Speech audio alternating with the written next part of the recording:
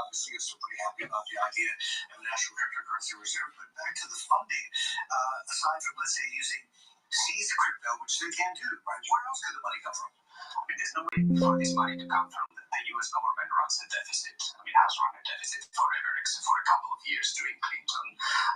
With a deficit, the only way to fund any purchase of assets is by issuing more debt. So here we're talking about the government leveraging itself, borrowing in markets to take that money and invest it in an asset which is very volatile and very speculative. That's where the money comes from. I mean, it cannot come from taxes because the taxes are already spent. So it is about leverage. That's the way I see this as a financial proposition. All right, sure, we come in on this.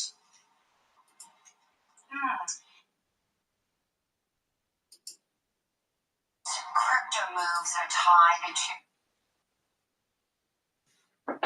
to reduce trade deficits, and this brings in the stable coins into the conversation.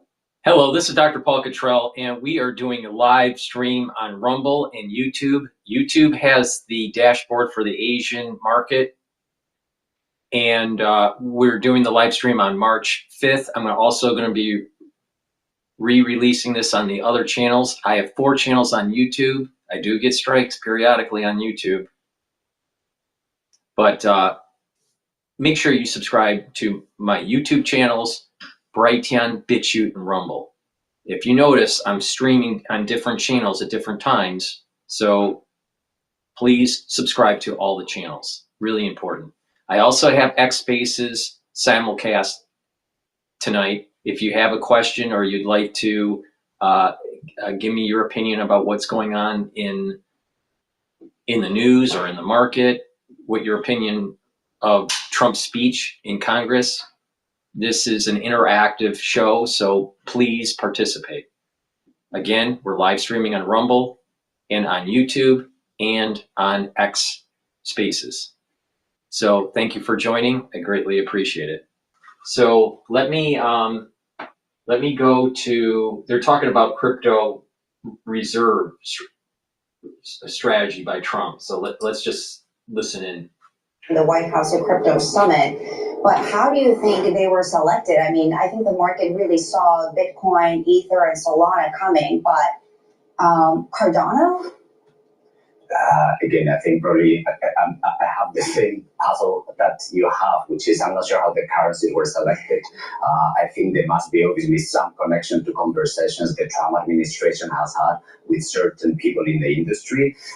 Again, this is a wild world, the world of cryptocurrencies. So you can go as wide as you want, you can go as narrow as you want. I'm not sure there's a strong economic logic here. You can go by size and say, let's pick the currencies which are the bigger ones. But beyond that, I'm not sure how you would stop saying, why not 2, why not 5, why not 10? Sure. And some are saying that this is really about the dollar dominance that he wants to ensure, and this could counter China's move towards digital yuan. Do you think, what should be the stance for other countries, other countries' central banks? Do they need to build up on Bitcoin reserve as well? I mean, I don't think so. I think if you want to make the dollar more prominent, you have to sort of increase the prominence of US dollar assets. You don't want to sort of try to favor currencies, cryptocurrencies like Bitcoin, that are trying to compete with the US dollar. Bitcoin is competition to the US dollar. The US government holding Bitcoin the way El Salvador did, this goes against your own currency, not in favor of your currency. So if you want to put more weight on the US dollar, focus on US dollar assets and don't try to play the game of currencies that traditionally have been trying to compete with the US dollar. Antonio, offline before you started live, I was asking you about your thoughts on Trump's idea of creating a U.S. sovereign wealth fund, and you were saying that is linked to the cryptocurrency reserve. Talk to me about how, because I mean, the sovereign wealth fund, as far as I know, Stephen Maird's idea is basically the tariffs, you get money from other countries, right? That goes in your sovereign wealth fund. Your sovereign wealth fund invests in I don't know what. How's that linked to the idea of a crypto reserve? I mean, you have to go back and look at my statement before. Which countries have sovereign wealth fund? Countries like Singapore, Norway. that run surpluses. When you run a surplus, by definition, you need to hold foreign assets. Yeah. You need to. You cannot avoid building a sovereign wealth fund. It's not a choice. It's a necessity. The U.S. does not run surpluses. So when you take the money from tariffs, you could pay back the debt. You could pay more of the deficit that you have. You don't have any surplus to invest. So investing for the U.S. will always be a leverage proposition. Whether it's a sovereign wealth fund, let's buy some stocks, whether it's buying Bitcoin. So we're talking about the same financial proposition, which is the US government should it leverage itself to buy other assets which are volatile and risky. Okay. Governments typically don't do that. That's a proposition that needs to be explained to me. Yeah. Why would a government have to do that? But it's a brave new world now, sounds like. All right, listen, Antonio, fantastic talking. Thank you so much. Always a pleasure. Antonio Fontas there from INSEAD. Sherry Gang, part of the government. All right, I'm going to pivot over to Dr. Zakaria, Fareed Zakaria from CNN on his take of Trump's tariffs. But before we do that, please go to my store, the-studio-reykjavik.com, and help support my work in these live streams by getting the great products that I offer. These are products that will help with your health and wellness. It's a holistic approach. It's not just getting great supplements and stacking, but it's also about lifestyle change. So, that means proper diet, proper exercise, proper sleep, mindfulness, and learning new things. These are all holistic approaches to improve your health and slow down the aging process. And this is something that I do. So please go to my store, the-studio-reykjavik.com, and get the structural nano silver soaps that I offer. I have lavender and peppermint in the new packaging. And I think the new packaging is pretty nice looking.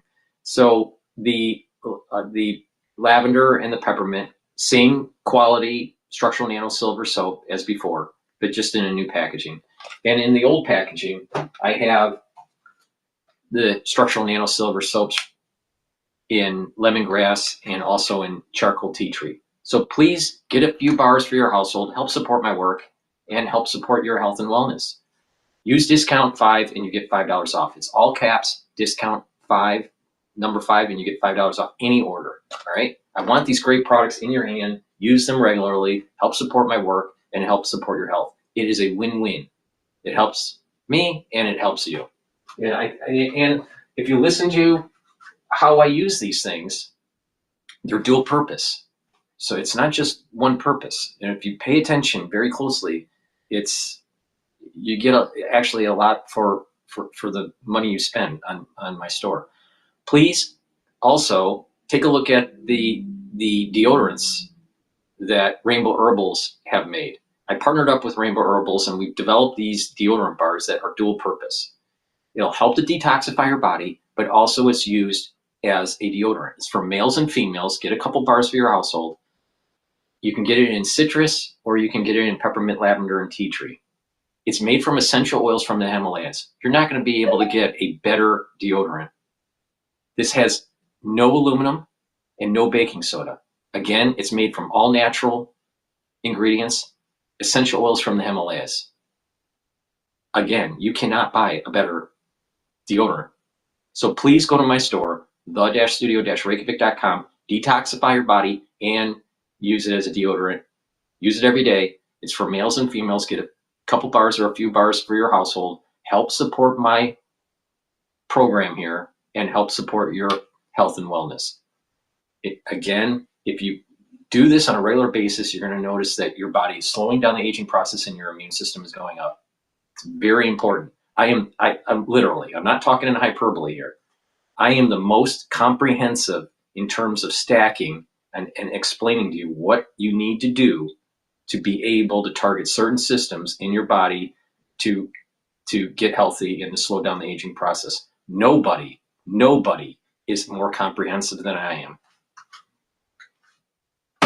All right, let's go to CNN here.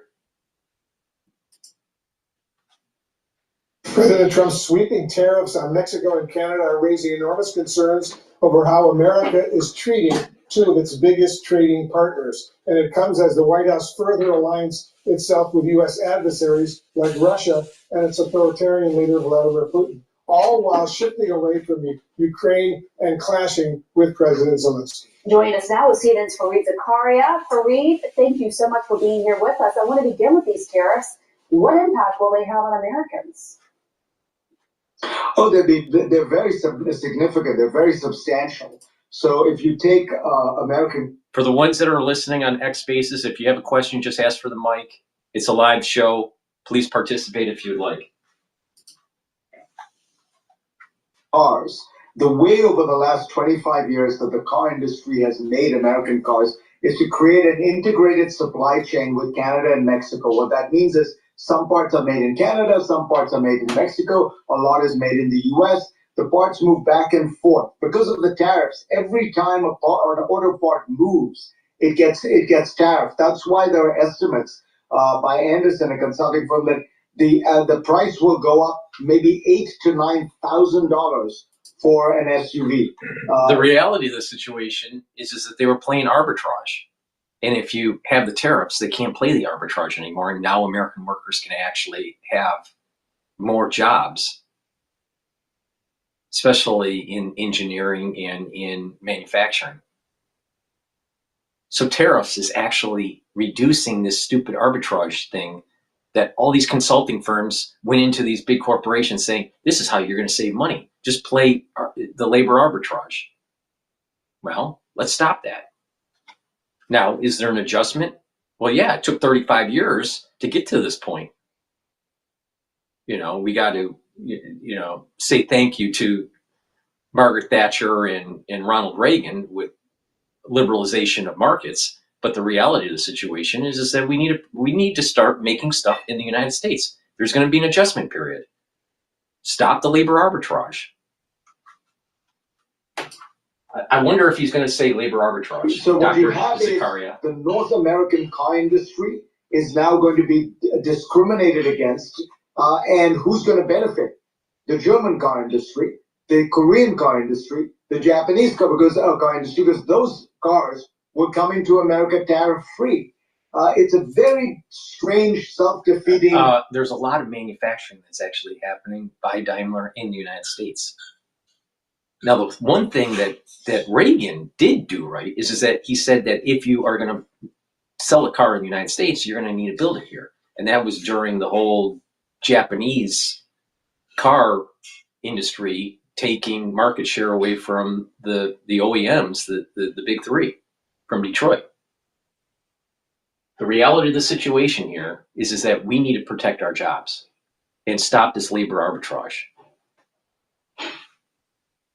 And the thing is that the big three in Detroit didn't pay attention to Trump in his first term.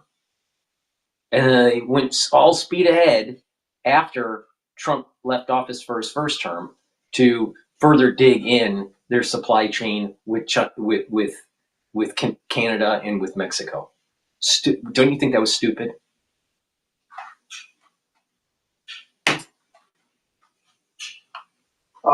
Set of tariffs, because the U.S. has built over the last 30 years a really remarkable integrated economy with Canada and Mexico. It's in many ways more dynamic than the European Union.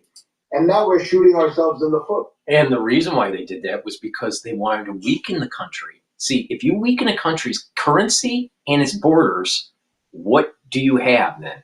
What makes a country? Ability to defend its borders and to control its currency. But if you have a problem with controlling your currency and defending your borders, and you have lawlessness, then it's much easier to have this economic region, USMCA, all right, or NAFTA, or however you want to frame it, to integrate. But if America is strong, if the United States manufacturing is strong, you don't get this forced top-down uber government merger between the United States, Canada, and Mexico. See, the game plan was this: weaken the United States manufacturing, strengthen the ties between Mexico and Canada, and then eventually you'll have a North America trade alliance that eventually turns into a federal government. That's what the game plan was.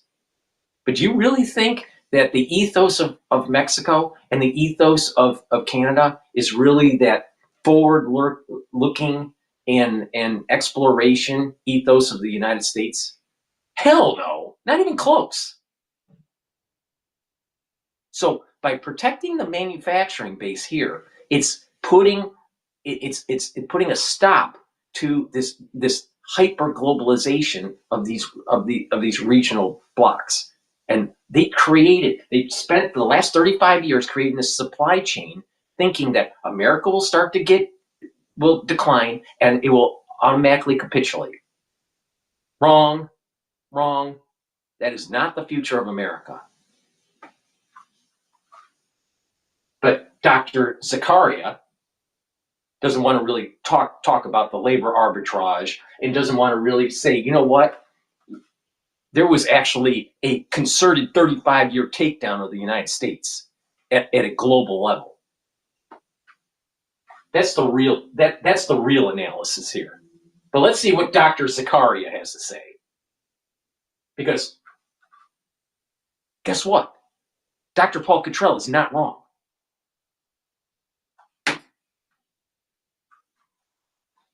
President Trump, Fareed, has repeatedly accused other countries, including U.S. allies, of taking advantage of the United States. Why does he think this is the case? Trump is a protectionist to his bone. His first political statement as a real estate developer in the 1980s was a full-page ad he took out in the New York Times where he talked about how Japan was ripping the United States off, taking advantage of the free trade. Dr. Zakaria, you really think that a one-world government is the way to go? Really? You really believe that Americanism should be on the tombstone of the United States?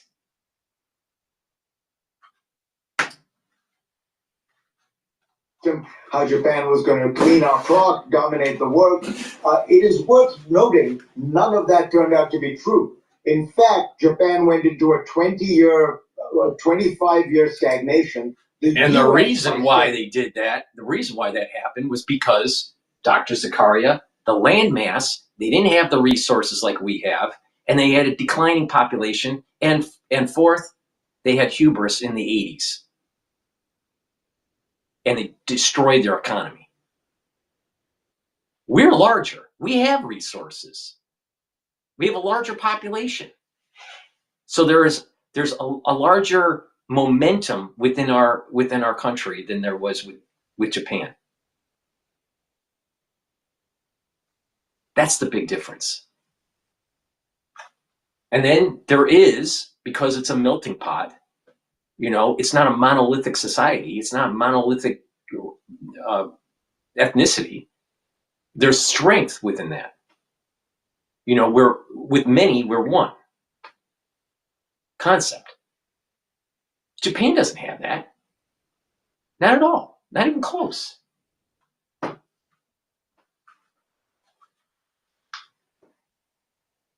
So that's the reason why it didn't happen. But if you look at where we're at right now, especially during the Biden administration, you had manufacturing declining, our ability to wage war declining, our ability to make a ship for our Navy declining. How many people are actually being able to read and write and do arithmetic in primary school? Declining. That's how you take a country over. Open and innovative actually was able to leap ahead. The numbers tell you the story. In 1995, average Japanese citizen was 50% richer than the average American citizen. Today, the average American citizen is 140% richer than the average Japanese. In other words, we've done way better than countries like. Most Americans are in debt. The Japanese aren't in debt at the private level.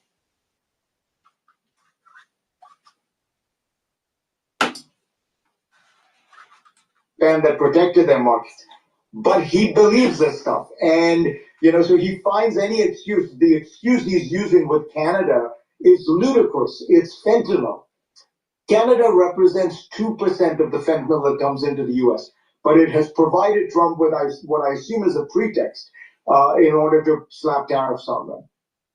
Right, and you heard Justin Trudeau say that. He said it's a false pretext. I saw in the late 90s the shipping of manufacturing over to Windsor, Canada in the tool and die industry from Detroit, because the OEMs, the big three, Ford, GM, and Chrysler, wanted to pay less for their tooling, for their stamping dies, and for their injection molds.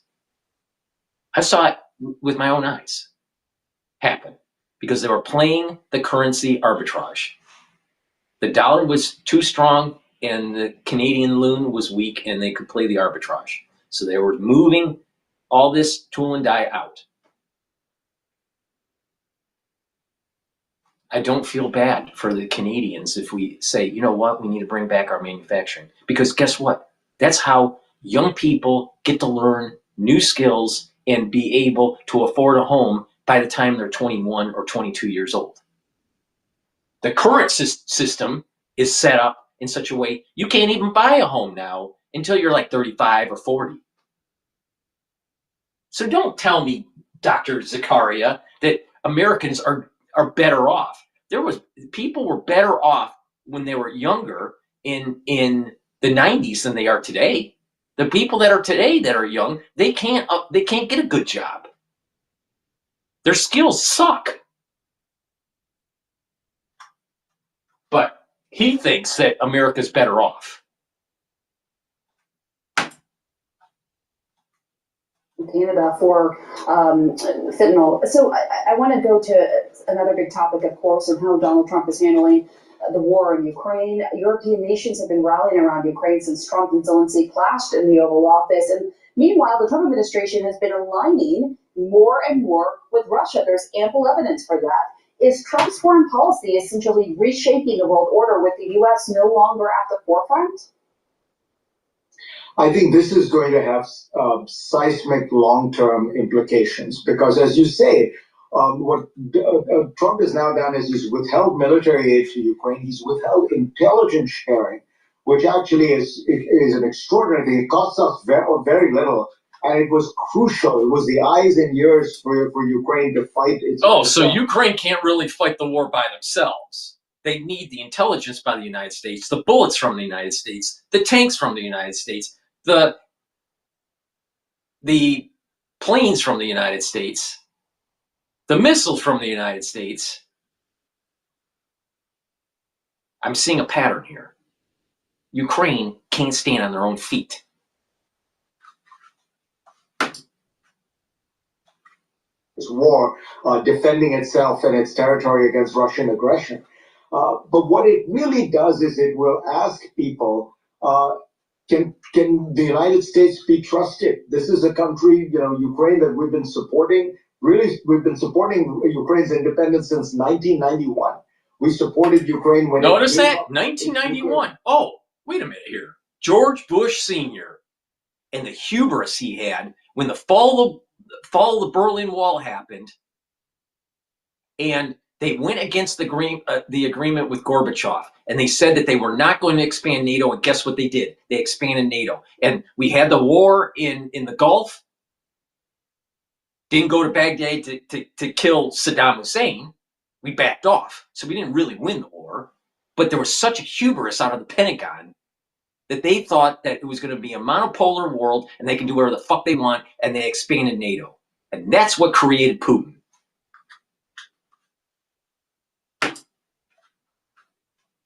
It's the third largest arsenal in the world. It gave it to Russia in return for Russian security guarantees that the Russians have now been violating for 10 years. So everyone is going to be asking, can we trust the Americans, or will they promise us one thing and then flip on us? Fareed, take a listen to this clip of Senator Alyssa Slotkin's official Democratic response to Trump's address last night. Listen to this. President Trump loves to say peace through strength. That's actually a line he stole from Ronald Reagan. But let me tell you, after the spectacle that just took place in the Oval Office last week, Reagan must be rolling in his grave. Donald Trump's actions suggest that in his heart, he doesn't believe we're an exceptional nation. He clearly doesn't think we should lead the world. Fareed, is she right? The way I put it is this: Trump believes in transactions. He's always looking for transactions. He's always looking for how can he squeeze somebody. And the people you have leverage with tend to be your friends. You think that the World Economic Forum doesn't do the same thing? You have all these powerful players trying to squeeze the middle class and turn them into serfs. Guess what? You know where the middle class started? It started with the automotive industry, with Ford having the right thought that the workers should be paid a high enough wage to actually buy the product they're making. And it built a huge industry and all this economic clustering and made the middle class. And we ship it away to another country? See, these countries only start rising up economically when we ship our technology and our jobs to them. I would like to see something that Mexico and Canada actually create by themselves. Something that they invented by themselves. The only thing that I think that came from Canada that was even worth a hill of beans is Rush, which is the band, the rock and roll band. That's about it. About it. That's it. Rush, the band. Everything else, no.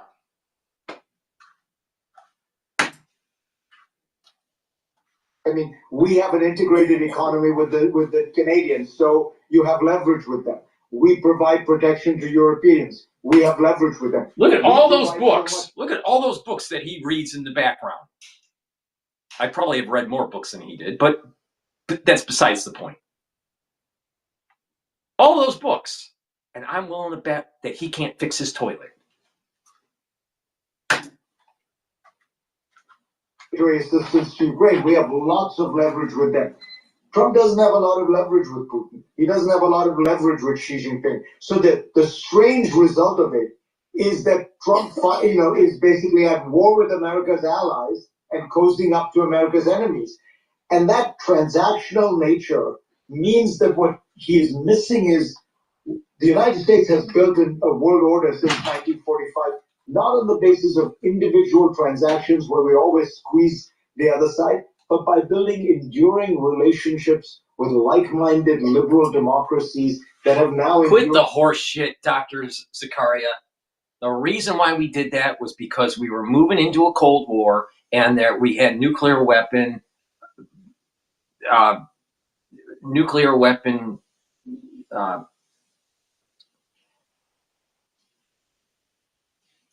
race, for a lack of a better term, nuclear weapon development race with Russia. And what's interesting is that when the United States thought that the Soviet Union was way behind on nuclear development for the bomb, all right?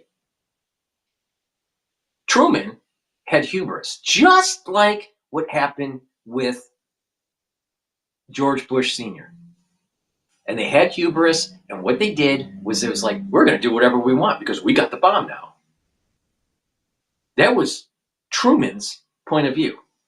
And there's video of this out there on the internet because this is, they had recordings of this at this time.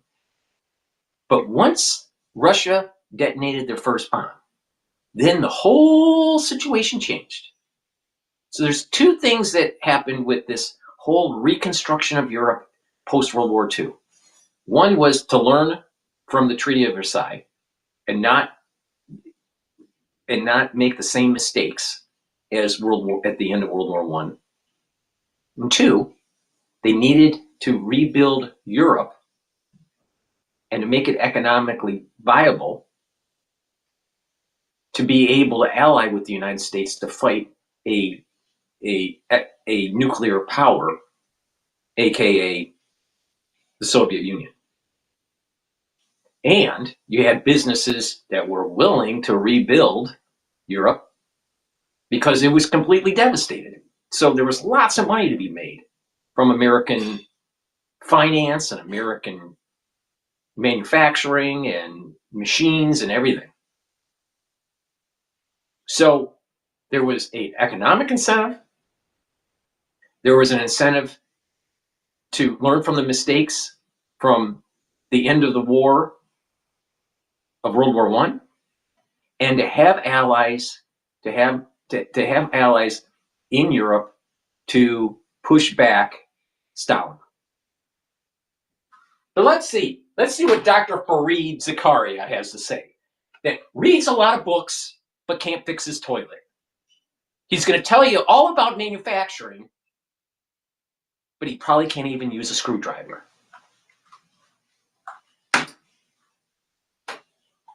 8 decades. And by casting a shadow on that, by maybe undermining it all, yes, he is in some sense furthering the cause of the autocratic, aggressive powers like Russia and China. Whether it's his intention or not, that is the effect. Fueling the power of the autocratic regime. Really? Really, Dr. Zakaria? Really? He has not admitted that the United States caused the problem because of the expansionism of NATO that didn't need to happen post the fall of the Berlin Wall.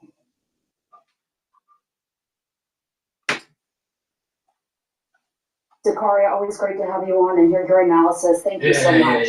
In terms of what Donald Trump said about tariffs last night, he said that there might be a little bit of disturbance, but we're okay with that. It won't be much. I mean, a lot of people, obviously, especially economists, disagree with that. And we heard that speech by Prime Minister Trudeau yesterday, where he was very direct, pulled no punches in terms of addressing the American people and Donald, as he referred to him as. As I understand it, the Canadian Prime Minister and President Trump are going to be speaking today. Just walk us through what we expect. Will they make a deal? Give us your take. I have no clue because the Prime Minister's office has no clue. Now, I will not recite to you and Bianna the sarcastic texts I got about this, even when it comes to the time of the call. Why not? So we're protecting sources here, okay? Suffice it to say that you can look at what the foreign minister said on the record. Melanie Jolie, quote unquote, the instability and chaos coming from the Oval Office. Now look, Canada is all too realistic about the position that it finds itself in. As you say, Zane, look, this would devastate the Canadian economy. But right now, as they So what? They destroyed the manufacturing base in Detroit. I don't care about Canada. I really don't. The globalists destroyed the manufacturing base in the United States. Please go to my store, the-studio-reykjavik.com, and get the probiotics that I offer. This probiotic is, there we go. This probiotic is a veggie cap version. You can also get it in the powdered version. I prefer the powdered version. It's just easier for me to take because I take all these different powders like Boomer Boost and lignans and collagen and, the Gladiator barley. So, but some people prefer the veggie cap. Both are very high quality. It's important to have a good gut biome. That will help with your brain function, and that will help with your liver function. That'll help with your metabolism, reduce inflammation, and help with your immune system. Oh, and by the way, it'll help with your skin, hair, and nails. Please go to my store, the-studio-reykjavik.com, and get the great probiotics that I offer. Good gut biome is really important as part of your protocol. All right? And don't be afraid, Zakaria, so you know how to actually fix your toilet instead of just being intellectual. Please go to my store and get the Goodnight Formula. By taking the Goodnight Formula every day, what will happen is that it'll allow you to get into 3 cycles of REM sleep and deep sleep. That's really important to be able to detoxify your central nervous system, because when you're in REM sleep, you're detoxifying your central nervous system. When you're not detoxifying your central nervous system. So what happens is that you have toxins that build up. You consolidate memory when you're in deep sleep and in REM sleep, and you'll be well rested. Now, what you'll notice is that if you do that regularly, you're actually aging slower, and you're going to have more energy, and your immune system is going to be better. Why? Because when you're chronically sleep deprived, your cortisol levels are higher. Your baseline cortisol levels are higher during the day. That means it's immunosuppressive. So if you bring down your cortisol levels by having proper sleep, you're actually improving your immune system. See why holistic approaches work? Really simple. Like I said, no one is more comprehensive about this than I am. Please go to my store, the-studio-reykjavik.com, and get the Good Night Formula. It has tryptophan, melatonin, GABA, and passion flower, and a few other ingredients. Take a look at the label. It's very high quality supplement. Take it every day and make sure that you get into those 3 cycles of REM sleep and deep sleep. And when you are well rested, you're reducing the chances of early onset of dementia. Guess what? You don't want dementia. My father is dying in a nursing home right now, slowly dying in a nursing home right now because of ischemic dementia. Trust me, you don't want that. But Dr. Fareed Zakaria knows it all, but he can't fix anything.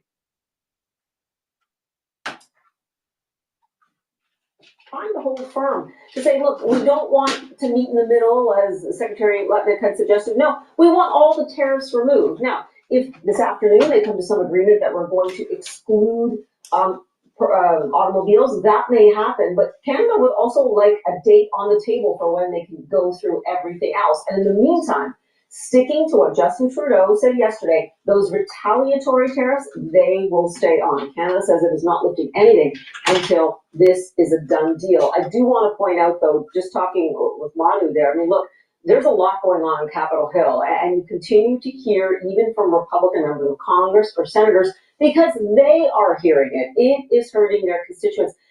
Does the Trump administration have a point that there are more things to be worked out with both Canada and Mexico on trade? Do they have a point on fentanyl? Absolutely. You'd be hard-pressed after this crisis, this drug addiction crisis in any country, for any politician to say that is not serious. Canada has put money, boots on the ground to try and deal with that. The Trump administration has said it's not good enough. How do you deal with that in terms of negotiation? Look, this is supposed to happen in the next couple of hours, but as I understand it, again, the word I got was things are fluid. So let's see if any deal, so-called, comes from this.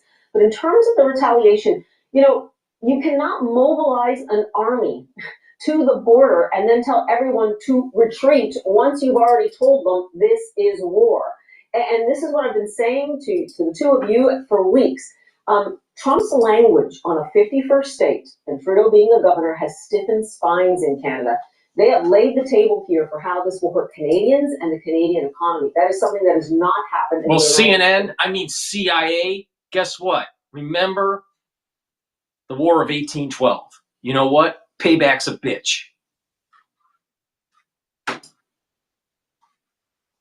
So let's wait and see if those carve-outs do happen this afternoon. But this will not be the last we hear about this on trade for the next several weeks.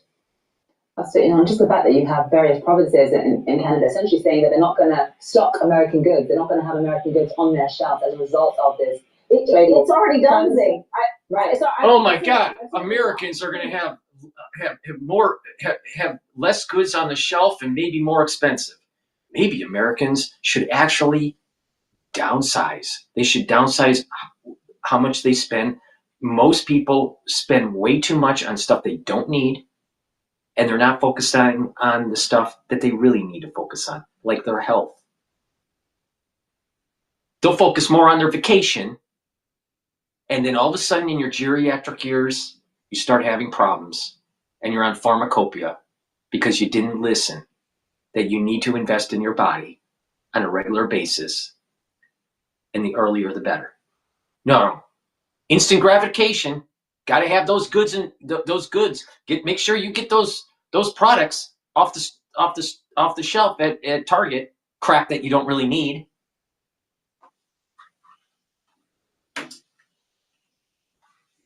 They're gone. Those products are off the shelf. It's clear things have gotten especially personal, I think, between the U.S. president and Canada in particular. Unfortunate for all sides here. And Trudeau's a wuss. And just remember, it was the Canadians that voted him into office. All right. Now, I want to... All right. I'm going to play this CNN perspective of cars, the issue with cars, subject that I know a whole fucking lot about. Please go to my store, the-studio-reykjavik.com, and get the NAC. I added this to my stack. Why? Lots of anti-aging gurus were seeing positive results, so I looked into it, and guess what? This is what it does for you. And it's not in my daily stack. NAC will boost up your glutathione levels. Glutathione is really important as a antioxidant in your liver. It also helps to detoxify your liver and your kidney, especially if you take acetaminophen. And because when people take acetaminophen, they may have some problems with the liver and the kidneys, especially at higher doses. But the thing is that you can detox your liver and your kidney, and which is really important, right? Your kidneys help to filter out your blood, and your liver does a lot of stuff for you. All right, it helps with gluconeogenesis. It helps with bile. It helps with filtering out your toxins. It's a major organ. All right, lots happen with your liver, so you need a healthy liver. All right. So glutathione is an antioxidant. So this NAC is going to boost up the glutathione levels.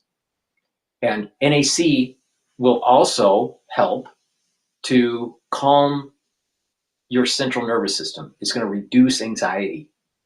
And NAC helps with lung health. All right. It's going to help with healing the lung. All right. So please go to my store, the-studio-reykjavik.com, and get the NAC. This is really important. All right. And again, by taking lessons learned from people that have been doing holistic approaches for many years, you can adapt it to your own health protocol. Some people can't afford taking all these things. All right. I take a lot. Some of these other gurus take even more than I take. All right. But the thing is that I'm telling you how to stack these in a way where it's affordable and you get the benefits that you need. With the medical knowledge that I have learned and the personal experience that I have obtained through doing this, please go to my store, the-studio-reykjavik.com, and get the NAC. Help with your lung, help with your kidney, help with your liver, and boost up your glutathione levels and bring down that anxiety. Because by bringing down the anxiety, you're reducing your cortisol levels. And like I said, higher cortisol levels is immunosuppressive. So by bringing them down and calming your central nervous system and going into parasympathetic and being at a calm state is actually boosting up your immune system. But maybe you want to go and listen to Dr. Fareed Zakaria telling you about the global new world order. Resveratrol, something that I've been taking for decades. This is a great supplement. It stacks really well with C60, NAD+, and ubiquinol. Resveratrol is going to help you to get rid of cells that are in senescence. Resveratrol helps to improve mitochondrial health, so you're going to be boosting up energy levels. And it's an antioxidant, so it's going to soak up free radicals. Bringing down the free radicals in your body are really important. It's a key pillar to slowing down the aging process and boosting up your immune system. There's two things that are very common with people that get old and they're about ready to die. They have no energy, and guess what? Their immune system sucks.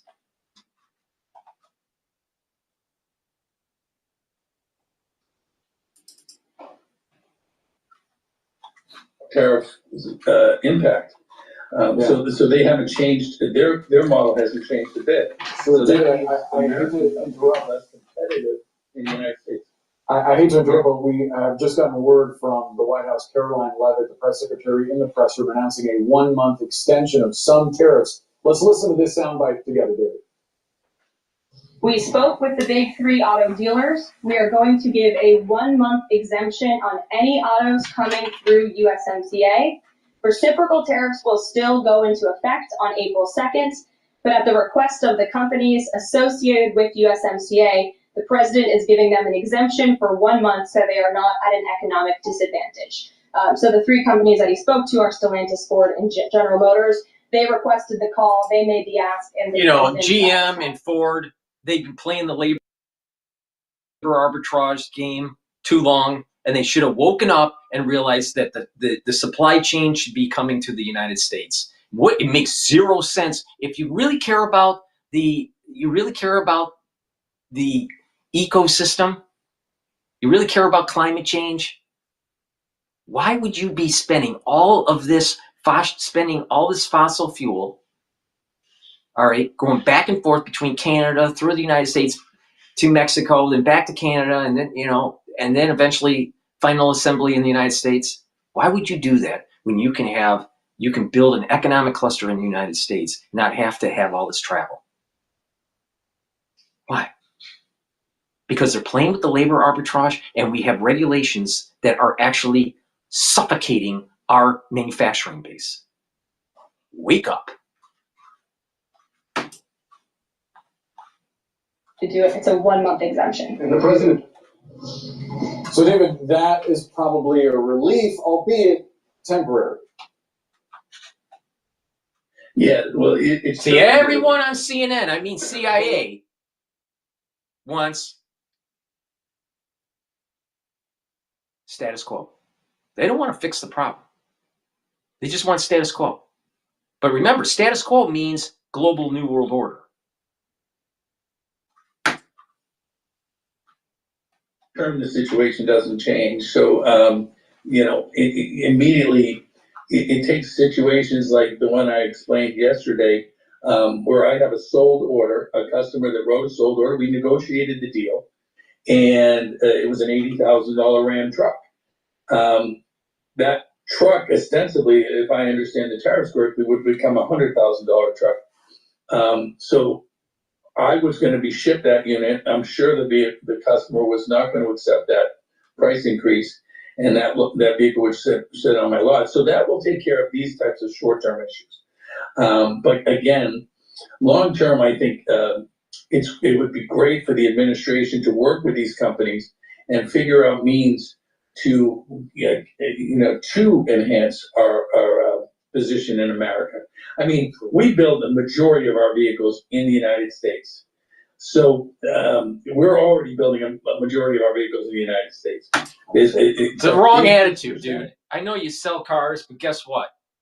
I designed them. I know exactly what the fuck is going on.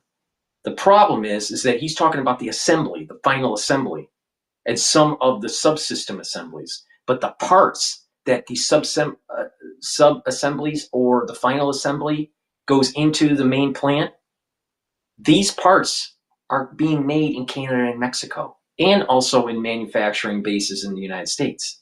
But the thing is, there's a lot of it that is being made in Mexico and in Canada. So you can't do your final assembly, or you can't do your sub-assembly if those parts are cut off. That's the problem that they had with the whole problem in 2020 with the shutdown of the supply chain, because everything is JIT, just in time. So guess what? Why not make those parts in the United States?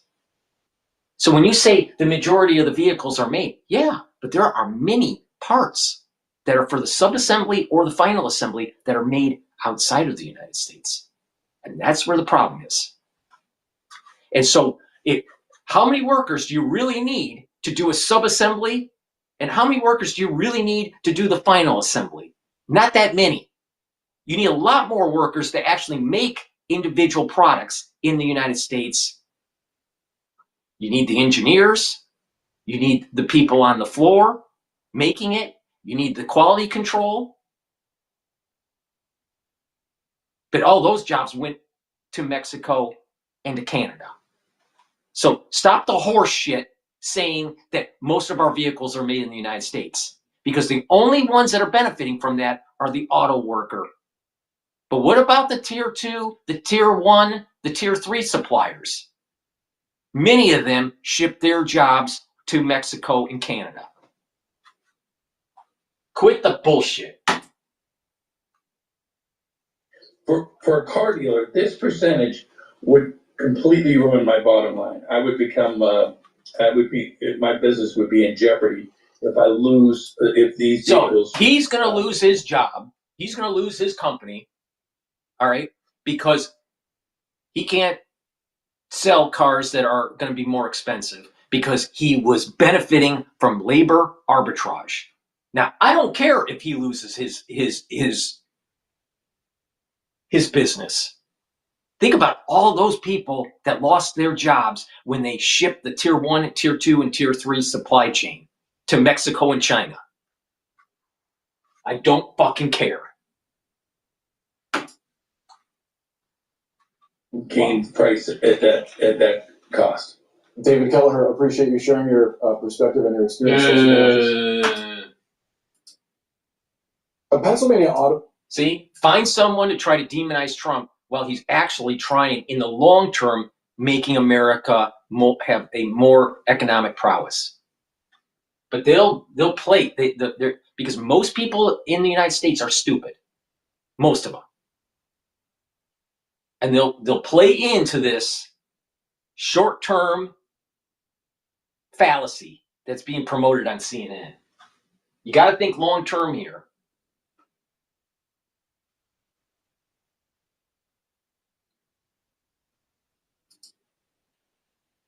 All right.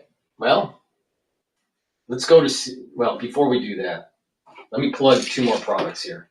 Please go to my store, the-studio-reykjavik.com, and get the multi-purpose supplement, olive leaf extract. This is going to help to improve your immune system and your cardiovascular health. How? It brings down inflammation.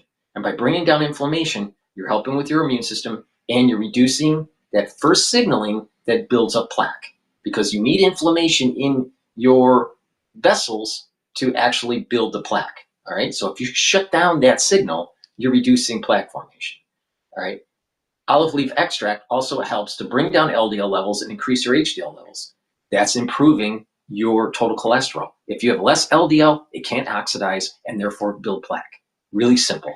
Please go to my store, the-studio-reykjavik.com, and get the olive leaf extract. And by the way, I'm the most comprehensive person telling you how to stack this stuff to be able to improve your health. Nobody out there is telling you this. You know why? Because most of the people out there are fucking idiots. Magnesium and zinc. This will boost up your immune system. Drink it with filtered water, and guess what? It's water soluble. So you're going to be able to boost up your immune system by taking the magnesium and zinc. If you're not feeling well, guess what? Take a double dose. Take 1 in the morning and take 1 in the evening, especially during the cold season, to boost up that immune system. Really important. Drink it with filtered water because it's water soluble.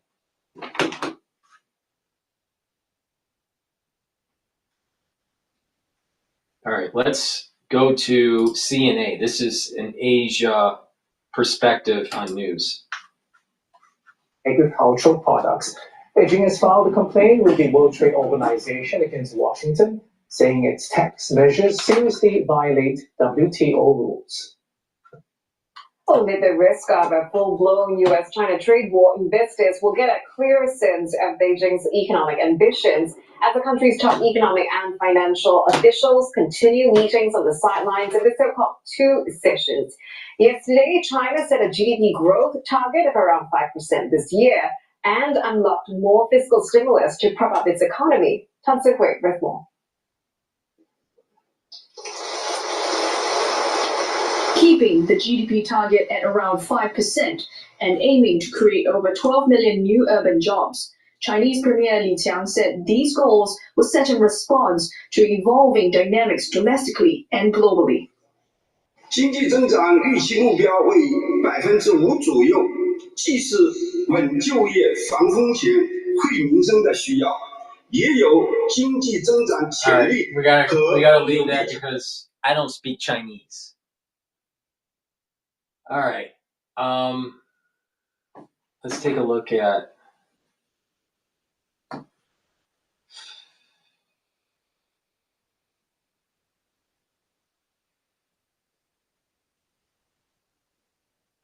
this is Times Radio.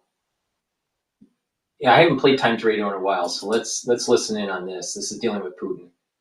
No one's stopping us from doing the things we need to do. We have money in Europe. We could flood Ukraine with the money it needs to buy the weapons it needs to turn the tide of the war. We can do that.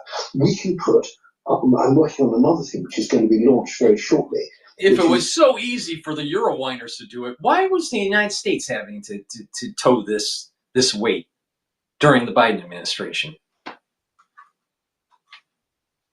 They got so much money for their social programs, but they don't have enough to really fund war effort, even though they say it's so important. And they come to the sugar daddy, and the sugar daddy is Uncle Sam.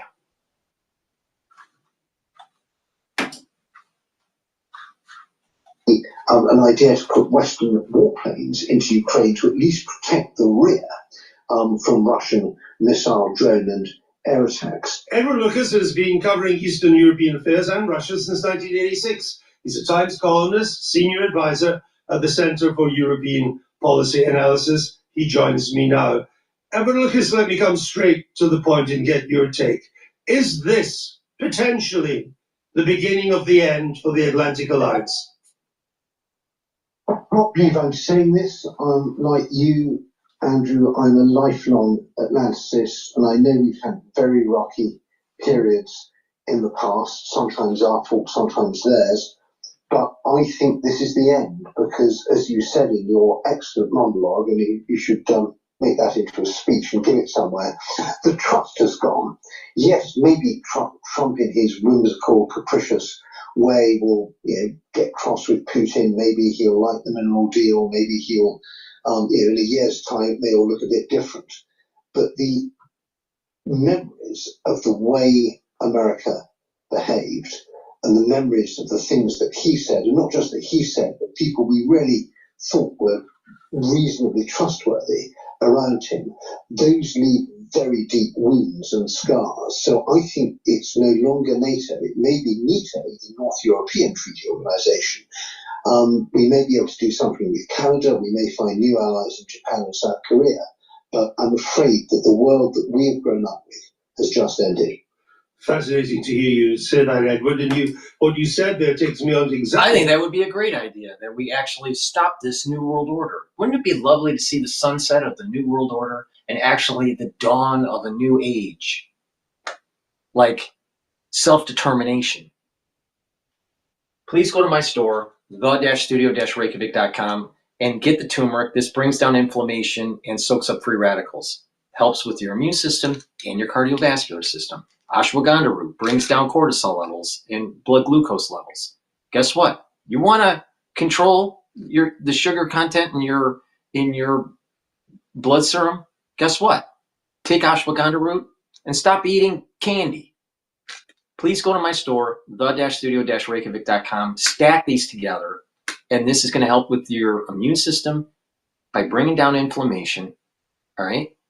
But also, it will help with your cardiovascular health. By bringing down inflammation in your bloodstream, you're reducing that first signal that leads to plaque formation. And the turmeric soaks up free radicals, so you're reducing the chances of LDL being oxidized. And you need LDL to be oxidized to create the plaque. So if you stop oxidized LDL, you don't have as much plaque formation, which is a good thing.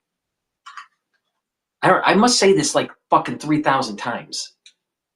Please go to my store, the-studio-reykjavik.com, and take the lignans. It's a powder. You take it every day. It brings down inflammation. It helps with your immune system and your endocrine system, and it soaks up free radicals.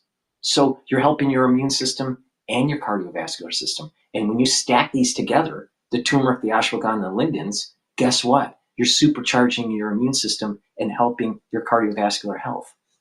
please go to my store, the-studio-reykjavik.com. Use discount 5, all caps, number 5, and it's a dual purpose stack. Tell me, what person on the internet is actually telling you how to stack this stuff and give you such a comprehensive overview on how to tweak it based on your price points and your particular issue? Nobody. Like Dr. Wizard of Oz? No. What about Dr. Drew? No. What about all of the celebrity docs that everyone went to during the crisis? No. Nobody is as comprehensive as I am. Go to my store, the-studio-reykjavik.com, and follow my protocol. You know why? Because it fucking works.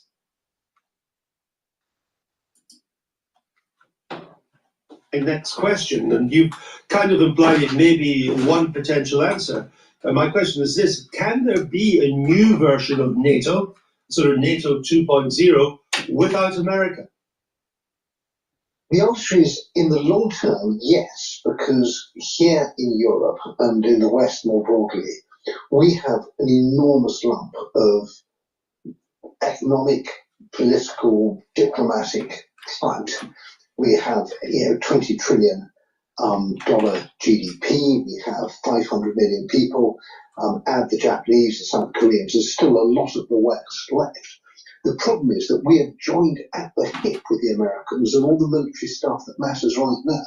So just imagine, for example, that you are Finland, Poland, Denmark, or Norway, core frontline states who really get the threat. And over the last 5, 10, 15 years, you've invested heavily in the most modern American weapons, the F-35, the JASSM, which is their super stealthy cruise missile. And you're now suddenly realizing these weapons may not work when you need them. Just imagine that Russia makes an incursion into Finland or Norway or Baltic states or wherever, and you want to use your F-35 or your JASSM, say, to flatten the air defenses in Kaliningrad, that Russian exclave on the Baltic Sea. And you turn these weapons on, and a little screen software update needed. We have a few years' worth of missiles, but they need regular servicing. The nuclear warheads are shared with the United States. If Trump doesn't want American weapons used, allies won't be able to use them, and this is a really scary prospect for us. I would suggest that Europe should operate on the assumption that this pause in the arms sales or arms supplies to Ukraine could easily become permanent. We don't know, but I think it would be prudent to assume it would. If we do proceed on that basis, what should Europe be doing in the next 6 months? The most important thing is to keep weapons and money going into Ukraine. It's a paradox that the Ukrainian defense industry is only working at about half capacity because of shortages of money and some extent of electricity. So the Ukrainians are increasingly making the weapons they need. You remember at the beginning of the war, this tremendous sort of idea, we need tanks and we need huge numbers we need howitzers and artillery, and we need more vehicles, and we need shells and shells and shells. And that's really changing now. And that's still important, but basically vehicles don't get within 10 kilometers of the front line because they get whacked by the other side's drones. So we're now in a kind of warfare which is both very, very high-tech with the sort of absolutely latest cutting-edge drones that our military would never be able to get a handle on, coupled with very old-fashioned warfare where you use maps and compasses because your electronic devices don't work. I spoke to someone yesterday who said the Ukrainians are thinking of getting carrier pigeons as a way of getting messages back from the front line because carrier pigeons can't be hit by Russian electronic warfare and Russian drones can't fly fast enough to shoot them down. How interesting is that? I did learn that almost 55% of the military hardware Ukraine's using is being generated by Ukraine's own arms manufacturing. So there is, and a lot of it drones. So there's something happening there. Now, Brussels is looking at the EU borrowing collectively to pay for defense. You've talked about a rearmament bank in Europe. Germany and France now support, or might now support, redirecting frozen Russian assets to Ukraine at a pretty miserable time, at least we're not short of options if we have the gumption to take them. You're absolutely right, Andrew, and I think there's 2 points here. One is we should stop blaming Trump for mistakes we've made ourselves. Nobody made us underspend on defense. Nobody made us open our financial system to Russian debt. There's 2 big mistakes that Europe did. They didn't pay for their own military, and they bought into this idea that NATO needs to continually expand since the fall of the Berlin Wall.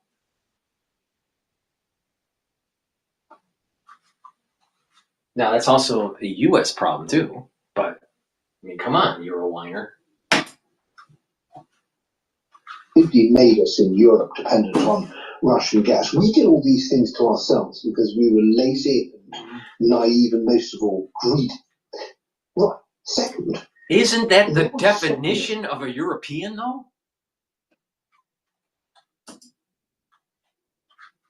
Doing the things we need to do. We have money in Europe. We could flood Ukraine with the money it needs to buy the weapons it needs to turn the tide of the war. We can do that. We can put I'm working on another thing which is going to be launched very shortly, which is an idea to put Western warplanes into Ukraine to at least protect the rear from Russian missile, drone and air attacks.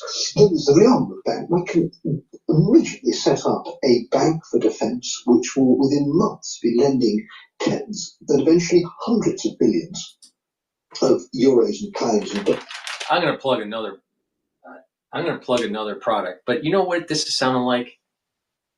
The European military-industrial complex aligning with the banking industry. Another banking war. Brought to you by the Rothschilds. Please go to my store, the-studio-reykjavik.com, and get the lozenges, the structural nano silver lozenges in elderberry and zinc, and also in manuka honey. You get 21 lozenges in a bag. Very high quality lozenges. The moment you have an irritation in your throat during the cold season or during the allergy season, take the lozenges or their drops right away. Have these available at home and at work because you never know when you're going to start having that issue. And guess what? This season is worse than last season, either from peak to peak or from week to week. All right? This season that we're in is worse. So you need to mitigate. I'm seeing a lot of people in New York not feeling well. And there seems to be a rebound. Like there's 2 types of manifestations of this. They're not feeling well, and then it kind of like hovers, and it's like a lot of mucus, or they recover, and then it happens again like a week later. Lots of people are wearing masks in New York, and guess what? I'm seeing a lot of nurses that are on the MTA that are wearing masks when they're coming off from work. People need to pay attention. Something's not right. Please go to my store, the-studio-reykjavik.com. It's the-studio-reykjavik.com. I apologize, I'm talking so fast, but I have to go through a lot. The blueberry flavor for the structural nano silver drops, you get 100 because the drops are smaller than the lozenges. You get 100 in each bag, and you get the new packaging, which I think looks pretty cool. And honey and lemon, and also in cherry. The flavors I have are great. They're very high quality. The moment you have that irritation during the cold season or during the allergy season, take it right away. Mitigate the problem. Please go to my store, the-studio-reykjavik.com.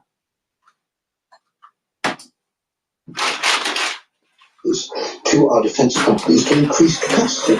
So we have in our power to save Ukraine and to save ourselves. The only thing that's holding us back at the moment is a lack of political will. And I think that Donald Trump plaques in the heart of Brussels with an enormous gold statue of Donald Trump would be a very good way of commemorating in future years his enormous contribution to a truly united and effective Europe. And he knocked Jean Monnet and Schumann and Spark and all these other great kind of Adna, these fancy, into a cocked hat. This is the man who's actually going to create a effective European superstate. We should be very grateful to him. You could well be right.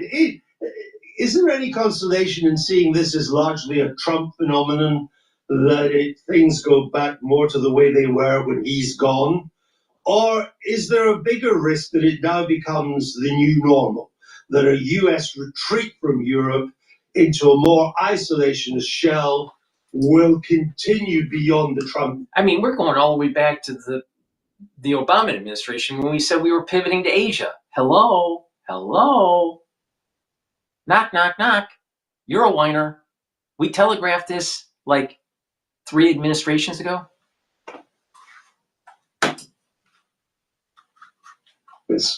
Well, I think just as we have a Russia problem, not a Putin problem, and our problems with Russia predate Putin and will outlast him, I think that Trump is a symptom of the way in which America is changing. It's a very unpleasant symptom, but I would say that the roots of this go way back. I think the Biden presidency was disastrous. We could have won this war at the beginning if they hadn't dithered and shilly-shallied. I was obviously very critical of Trump. Trump won, although in retrospect he doesn't really get as bad as Trump too. I was very critical of Obama, and I was critical of George W. Bush. So I think that America has been disengaging from Europe for a while, and the fact we now are dealing with the consequences is partly because we weren't looking.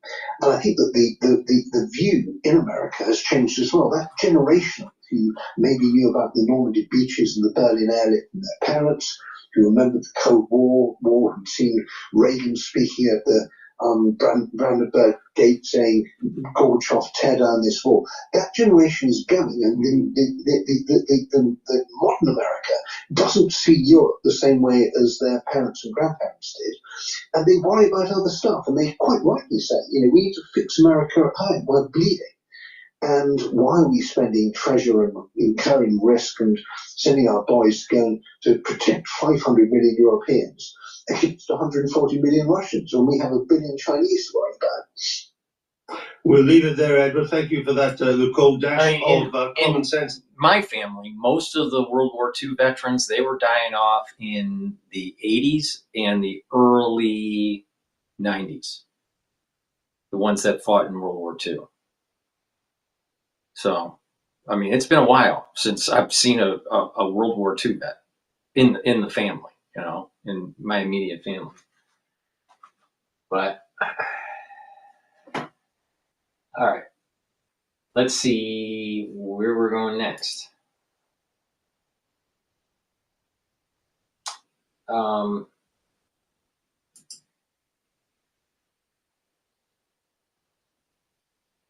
I want to play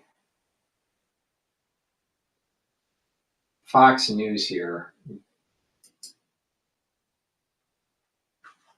Last night, President Trump reiterated his plan to impose reciprocal tariffs, and that would be on April the 2nd. This system is not fair to the United States. It never was. And so on April 2nd, I wanted to make it April 1st, but I didn't want to be accused of April Fool's Day. April 2nd, reciprocal tariffs kick in. And whatever they tariff us, other countries, we will tariff them. It's reciprocal, back and forth. Whatever they tax us, we will tax them. Take in trillions and trillions of dollars that create jobs like we have never seen before.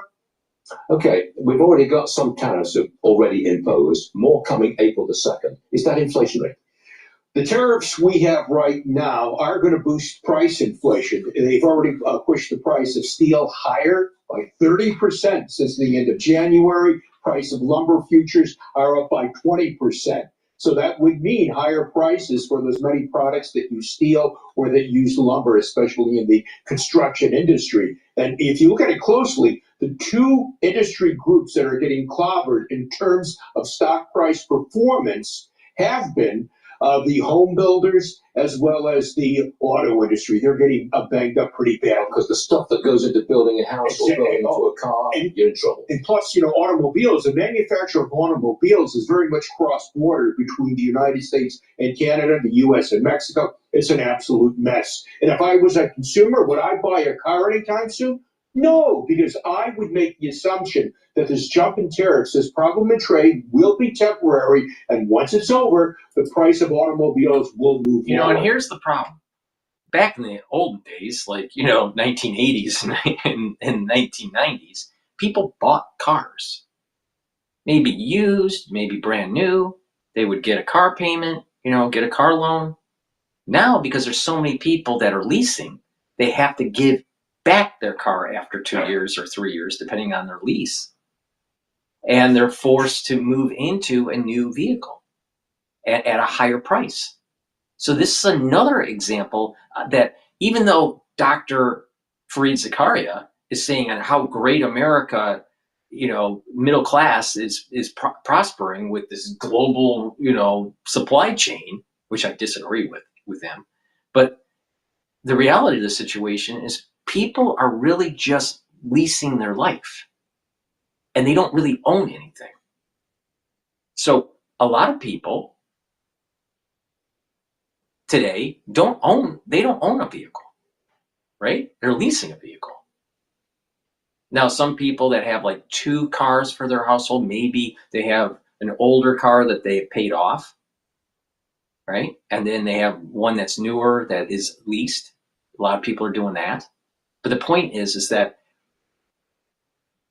the more times that you get that latest version of whatever vehicle, right, after 2 or 3 years, you're just escalating your payments are escalating into a higher cost structure, all right? It behooves you to actually buy the vehicle, right? And the problem is that a lot of these electronic systems now, these vehicles are way over gadgeted, all right? There's way too many gadgets to these things. And because it's overall electrified, all right, there becomes problems. You can't even fix it. You got to go to the dealer, all right? It's not as robust as it used to be. And they want you to think that going to EVs is the best solution. It's even worse. They're less robust. You can't have a Tesla that is 8 or 12 years old. It's impossible because the battery. But you can have if you really want, you could have a 20-year-old Jeep or a truck. But as they're adding gadgets to these things, they're becoming less robust. And you're just, every so many years, you're going into a higher cost structure. It's a big problem. I'll give you the mic, Don. Let me just finish with this video here. So it's not only inflation I'm worried about, it's also going to be the loss of consumer spending, real economic activity, those many workers whose jobs depend upon getting imported materials. That was my next question. I'm going to pick an arbitrary time frame, 1 month, for example. If we got this trade fight and the tariffs and they continue for 1 full month, what's the impact on the economy? It's very bad. I think even if we set aside what's going on with the trade deficit, you're going to get a big increase in the trade deficit in the first quarter because all of these companies tried to push forward the imports before the tariffs took effect, okay? So you'll probably look at a drop by real GDP. It's what happens in the rest of the economy. There I would expect little, if any, growth. I would expect the worst performance by the U.S. economy, excluding trade, since the COVID recession. Ouch. How about that? Yeah. All right, John, tell The reality of the situation, it's like looking at a patient that is a heroin addict and you cut them off, all right? And they're convulsing because of it. That's the American economy based on this false premise of importing deflation and playing this labor arbitrage. Before we go to Don on X Spaces, I just want to remind everybody that I simulcast I do a live stream on Rumble, also on YouTube. On YouTube, you get to see the market telemetry for the Asian session. You get to see the futures markets and the Asian markets. So take a look at that if you want. Or you can listen in on X Spaces and ask questions or tell me, what you think about what's going on in the news. This is supposed to be an interactive show. It's not me just, blowing off steam for 3 hours. All right. It's supposed to be interactive and I guess entertaining at the same time. Please go to my store, the-studio-reykjavik.com, and get the K2 and the D3. This is a great stack to help with your cardiovascular health and your bone health. So it's dual purpose. Take calcium supplements or drink milk. That's how I get my calcium. And do some resistance training. Take the D3 and the K2, and it's going to help with your bone density. It's going to improve your bone density. Really important. But also K2 and D3, if you follow a certain protocol that I have, can actually reverse osteoarthritis. I used to have osteoarthritis because I used to do triathlons, all right? And I don't have it anymore. I'll do a show telling you how I did it. But guess what? A big part of it is D3 and K2. And D3 and K2 will help with your cardiovascular health. How? Because what it's going to do is it's going to prevent and pull out some of the calcium depositing around plaque that's already formed. A lot of plaque that is formed in your media of your blood vessel, there is calcium deposits also. So K2 and D3 together helps with your bone health and your cardiovascular health. So it's a dual purpose. And lastly, omega-3 is a great stack with this. Why? Because it brings down LDL levels and increases your HDL levels. So that's improving your total cholesterol. It also helps to prevent red blood cells from sticking too much. So that means less clotting. That's really important. Plus, it brings down systemic inflammation. And again, like I said before, bringing down inflammation is really important for your cardiovascular health.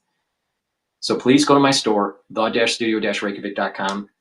Take the vitamin K2 MK7 molecule, the D3, and the omega-3 together. This is a great stack for your cardiovascular health, and you get a dual benefit when you do resistance training and take calcium supplements or drink milk, and you're building stronger bones. That's really important. When you get in your geriatric years, you don't want brittle bones. It's really hard to fight it it's really hard to reverse osteoporosis, all right, when you're already 65, 70 years old. So it's better to mitigate the problem now. So please go to my store, the-studio-reykjavik.com. All right, we're going to go to Don here on X Spaces. Hey Don, Paul. How you doing? Hey, not too bad. I think one of the things from the last conversation we had, looking at this retracement back to the founding fathers' first order principle, like one of the things I find fascinating is like looking at the Pennsylvania Bill of Rights, that they mention actually something: all people are born and independent with inherent rights to enjoy and defend life, liberty, then put in acquire and protect property, and pursue happiness. And the one thing, like I said, when you look at what the World Economic Forum continues to push is the idea that you will own nothing and be happy. Right. And they continue to push this idea. Right. And what you're just talking about, the same thing, this idea of owning assets. If we're moving to an economy where everybody leases and never owns any type of asset of which they could say use it as. I mean, just go back to even with software. I mean, back in the day, you would buy software, and then the corporation may update their software, every 5 years, but it was up to them. But now the way the business model is, all the software out there is subscription based. So you're constantly having to upgrade every year. And the interesting thing about that, I use it with nature as well, because you look at what's been happening in the agricultural world where they're trying to use, say, CRISPR to essentially create these genetically modified crops, but they have a patent on those things. Mm-hmm. So they own the genes of which you don't own then the plants of which you plant anymore. You have to pay a licensing fee so they're even starting to say digitize nature. Right. I think they should make that. I would love to see Trump go after patenting these sequences for agriculture, because my understanding with it is that if you can modify these crops with CRISPR, like you said, and they will have a patent on it, some of them actually won't reproduce. You can design it in a way where it doesn't produce seed. So you have to go to Cargill, let's say, to get new seed and then plant again. There's others that do produce seed, but they own that sequence. Now, the problem is that nature blows stuff around because of the wind. So if you have one farm that's using this this genetically modified seed and it can propagate, all right, it may get into an adjacent lot, and that farmer is now potentially getting sued by the company that owns the patent because of just the wind blowing that genetically modified crop into his land. So it causes a big problem. I think they should make this stuff illegal to create patents on. And there's a paradox there, right? Because the same thing happens within the software with this open source versus something that's controlled with the same mechanisms where you some type of walled off garden that you need access to. So there's this, this idea of something about nature preserving it with respect to the public trust, but at the same time, the capitalist system allowing it to, to work as well. Right. Think about it this way, Don. Let's say you had a company in the 90s and you were using Adobe software. You owned the software at that time, and you built all of these digital assets that load up on the different modules of Adobe software. And then once they go to subscription model, you don't have access to your catalog data that you've created over more than a decade, unless you pay them a fee annually to be able to access it, that data that you've created. So you don't even own the data that you've created before because how do you load it up? So it's crazy. And what's happening in the manufacturing world too, it's happening with machines, CNC tools that we buy. You basically have a code of which if you don't make the payments, they shut the machine down. Well, back in the day when I was doing tool and die, you had the G code that would be just sent to the CNC machine. So you still generate the C code out of the CAD/CAM software. So what do you mean by they shut the machine down? Basically, they have the ability to because it's connected to Internet of Things, that they have the ability to shut your machine down. Are you kidding me? Wow. See, what we had Fidels, and we were running and we would have a compute. Now, the Fidels that we were running didn't have the built-in PC monitor that was part of the Fidel. We fed it through a port. So we had an external PC that loaded the G code into the Fidel. But I guess now all of these newer machines now have a built-in PC that's running off the internet.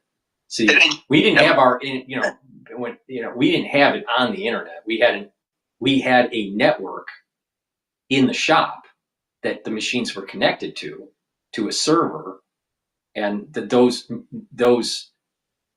PCs that were connected to the CNC were connected to the server to download the G code that was produced by the CAD/CAM software from the office. So it had its own network, internal network, but it was never on the internet. Now everything's pretty much connected to Internet of Things. You can't override that? There's no way to override that? I'll have to check with my IT department tomorrow, but I think there was one case where we couldn't start the machine up. we had to get a code from the manufacturer. So you have the option to buy the machine, right? Or can you only lease? You have the option to buy it, but if you're leasing and so forth, this payment, I see. cut it down. So that most likely once you own the machine, then they give you a code that says it. Oh, all right, I see what they're doing.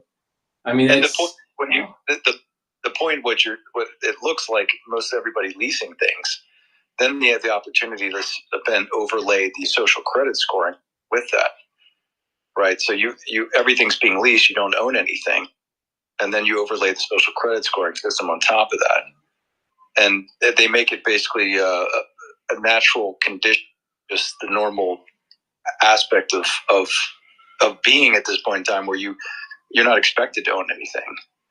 So therefore you're beholden to this sort of pseudo, again, to this capitalist system could be influenced by the government, which we found out to be the case during the last pandemic. So there is definitely, you're seeing a movement towards this. Again, it used to be what people would pay off their mortgages, right? Now people with 30-year mortgages, and everybody just continues to refinance. Right. And then you have on top of that the property taxes and so forth. So you never really own your property, even if you don't have a mortgage, because you're constantly being hit with the property tax. The government really owns your property. That's really how it is. You're renting your property at your rent rate, assuming you paid it off. Your rent rate for the property you own is actually your taxes. And I think I think in England, I'm not too sure if any English citizen truly owns the property. I think they lease it from the crown. Yeah, that's kind of like what's in New York. You have these. What happens is like these buildings that are built up in New York. They don't really own the land. They take a 99-year lease. So theoretically, most people that buy are going to be dead, so they don't really care. But theoretically, if you lived a long life, you could own a condo, and then it's taken from you because the lease of the building expires. So it's interesting to me that the Pennsylvania Bill of Rights mentioned this aspect of owning, yet our own Bill of Rights sort of diluted it with almost removing it and just saying the pursuit of happiness. Yeah. Yeah. I mean, it's a problem in the United States, and people need to start waking. See, what happens is that people buy into it because they think it's cheaper. They say, oh, it's cheaper just to lease a car than to buy a car. So, and they want the latest, greatest, and look like they're richer than they really are. So they'll buy the Cadillac instead of the Honda Civic, and they got this lease payment, but they bought into kind of a lie. They bought into they're trapped. And I tell you the funny thing, we had somebody came in who represented a private equity firm that was coming in to kind of look at our business. And it was interesting. He went around, asked our VP of Ops, he said, how much debt do you have? And really what he was trying to find is what leverage did he have over basically how hard it would work within the company. Mm-hmm. And that one of the most powerful leverages in that managerial relationship is to know how much debt that person has.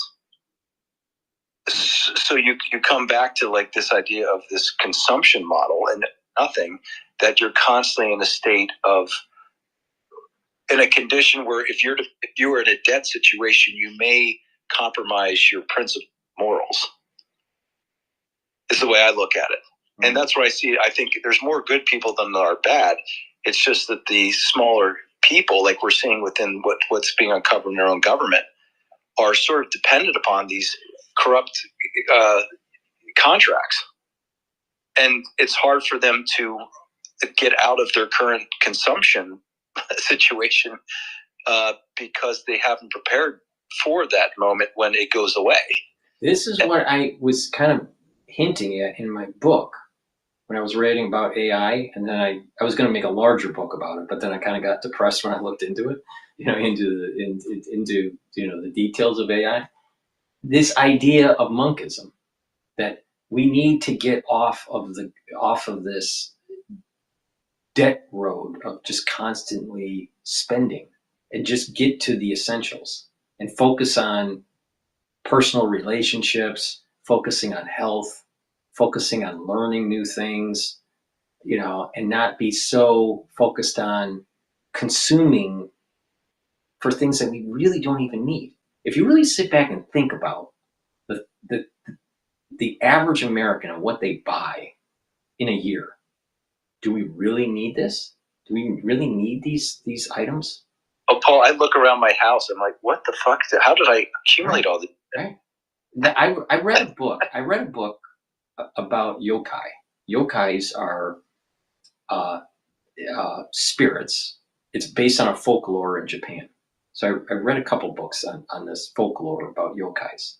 And there's a type of yokai that if you don't dispose a household item correctly, then it will come back to haunt you. So, and they're basically, you know, it's a folklore in Japan that you need to respect items and don't just disregard them like you Oh, do there in the you United go. States. I think the interesting thing, people blame capitalism. I don't blame capitalism. I just think that the information, all the information that actually surrounds your purchase, you don't truly have all the information around how that product was created, and then even projecting out how you would use that product into the future, and then the exogenous effects it may cause. Exactly. It's like this whole idea of consuming within the moment what feels good feels, you know, do it. There has to be more of a cultural mindset of rethinking our about what it is that we truly value. Right, exactly. We got to get back to the basics. We got to get back to the basics, and you don't need all the crap that people. I mean, you can buy high quality stuff, but you don't need as much of it, right? And when you buy high quality stuff, it lasts longer. So this fast fashion, as they say in New York, it's terrible for the environment, and it's terrible for your pocketbook. And it just makes H&M rich. So why would you want to do that?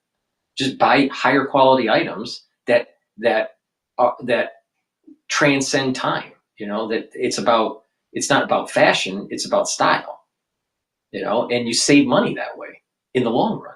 But people, it's just, so when we hear these things that are going on in the news right now about the tariffs, and they're trying to scare people, oh, the things that you buy, they're going to be more expensive.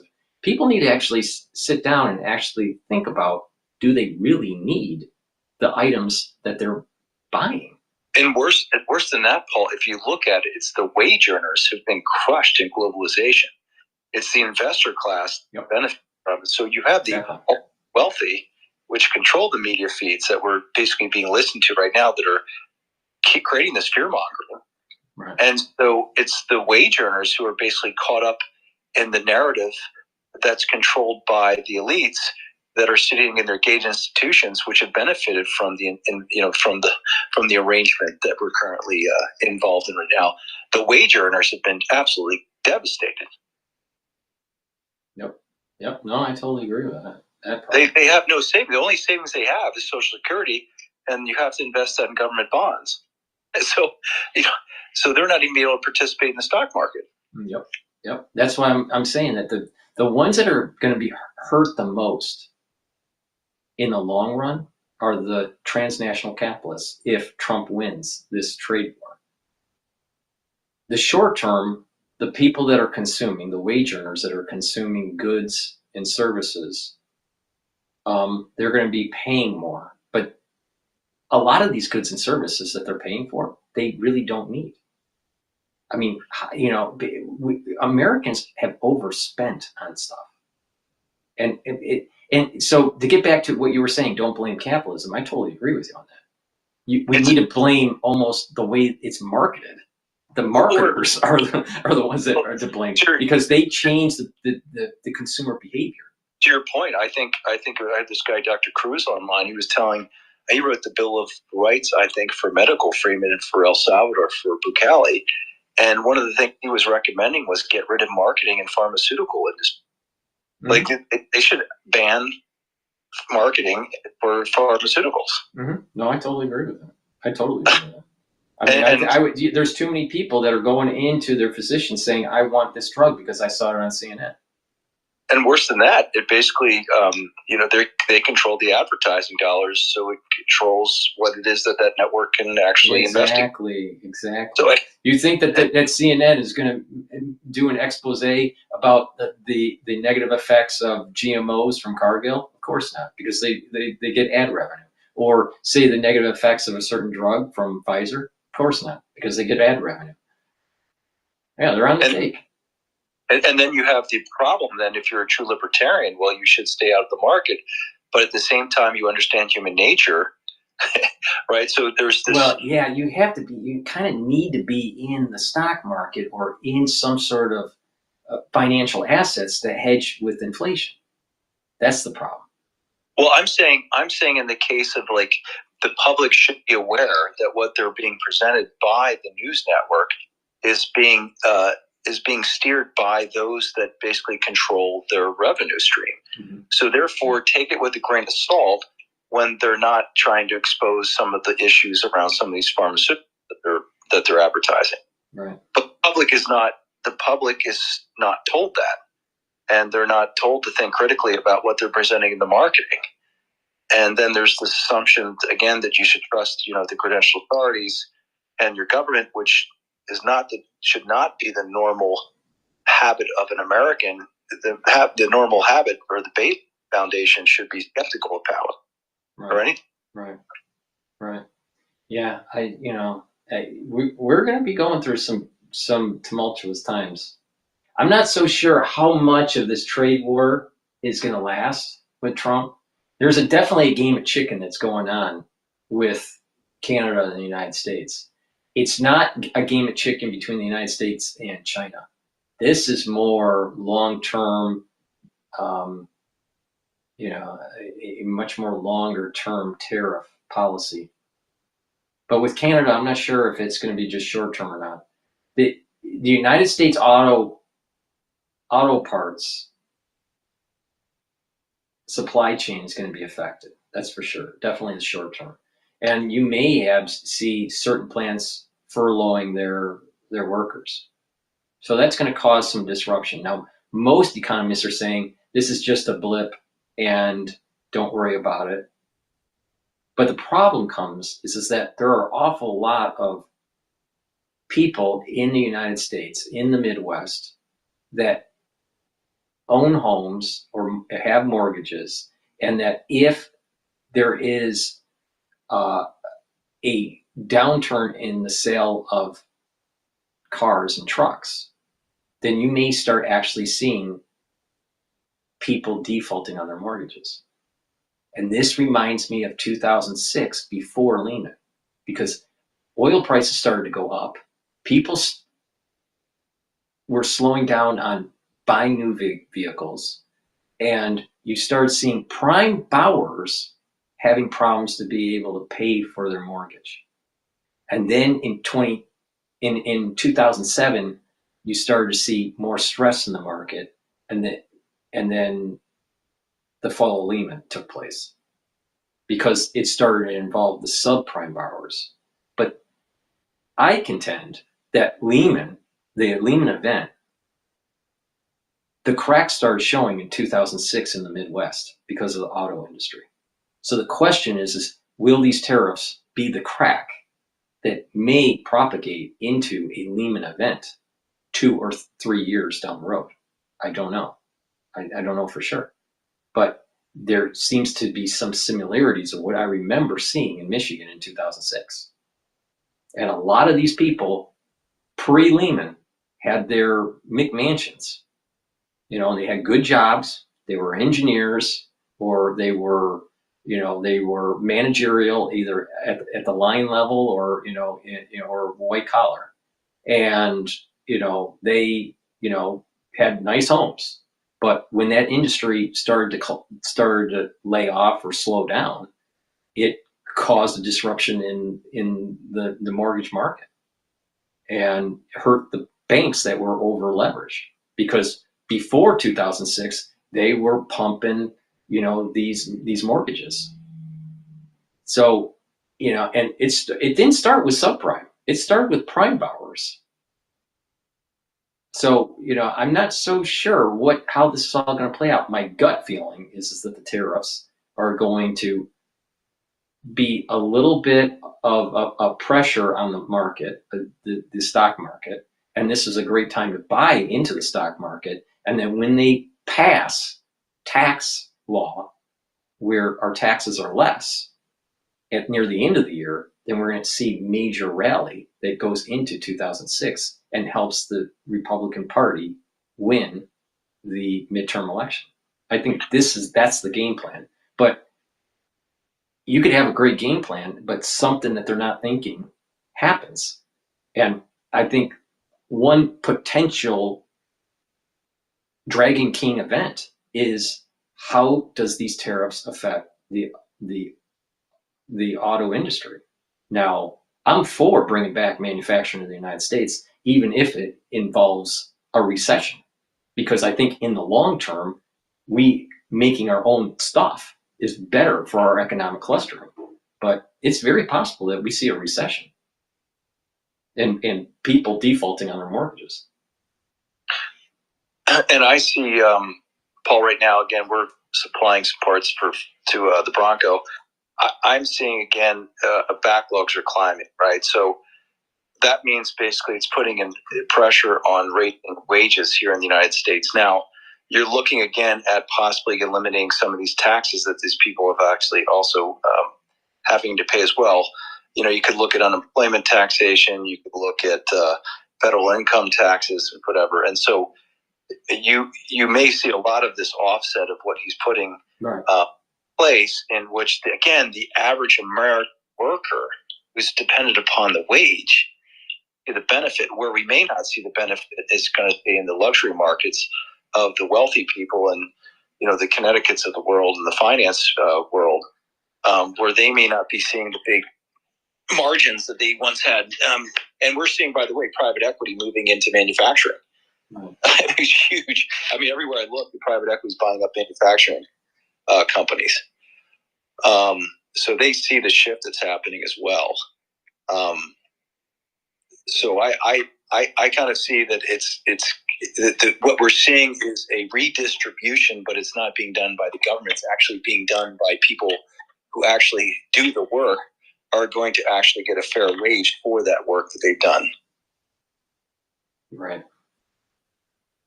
Yeah. Right now the market, like in the Asian session, the S&P 500 futures is trading at 5,844, so it's off of its all-time high. But I think, but it just seems, when I look at the technical analysis of this, is that it looks like it would bottom out at about 5,750 or 5,500 before it starts to rally. And the one thing I've started to find, at least I'm rethinking how I look at the stock market more as a confidence barometer, right? So what is the confidence of Americans' capability of producing things? So that I think is the way it was supposed to be, not something that's completely untethered to what is the productive capacity of the people, right? It's become somewhat of a thing that's influenced by money creation and manipulation. Well, it's definitely, it's that battle between fundamentalists versus behavioralists. I think the market is a behavioral indicator, and it's not so much about. Well, so your point. So when I talk with my employees, a lot of them, they're feeling confident. They are feeling good about the future. And so we talk about a boom, a bust, a depression. Those are like you're saying. When we say the future, I mean there's different time points in the future. Near term, medium term, long term. I mean, I'm very bullish about America long term and medium term. Short term, meaning the next 6 months, we may actually start seeing a little bit of a hiccup with the economy. You could, but I'm saying right now, I think what they're seeing, at least the blue collar workforce, is that I'm seeing a confidence in that the policies they see them as going to benefit them. Yeah, no, I agree with that. And that's what I'm saying. There's a confidence, like they're exposing all of this money that their taxes have basically been misallocated, and that they're going to actually correct the situation and actually find out and basically recover all those funds. And then it gets directed back into infrastructure projects, which have an immediate impact. And by the way, I think even during the pandemic crisis, there was a lot more of direct infusion of the funding into the productive capacity. It didn't go to the banking system like we saw in 2008. It flowed directly to the people that were actually creating the products. Right. So there was a little bit of a difference that we're seeing where it's almost like I said, it's rebalancing. It's the cycles turning, and I think we're going to go back to figuring how to create value again versus just becoming a consumer-based economy that is importing and just a giant supply chain management company.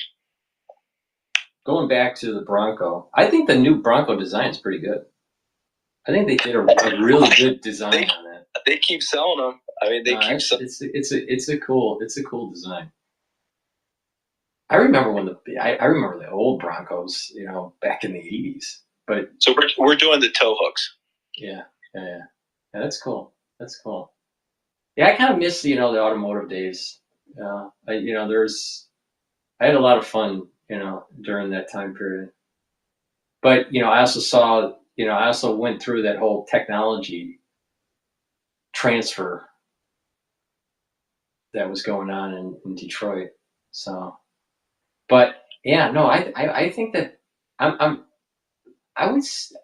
the colors for I like the white version of the Bronco, the white and probably the gray. I would go for. I don't think I would go for the black one, but I think white looks pretty good. I kind of like the blue. You like the blue?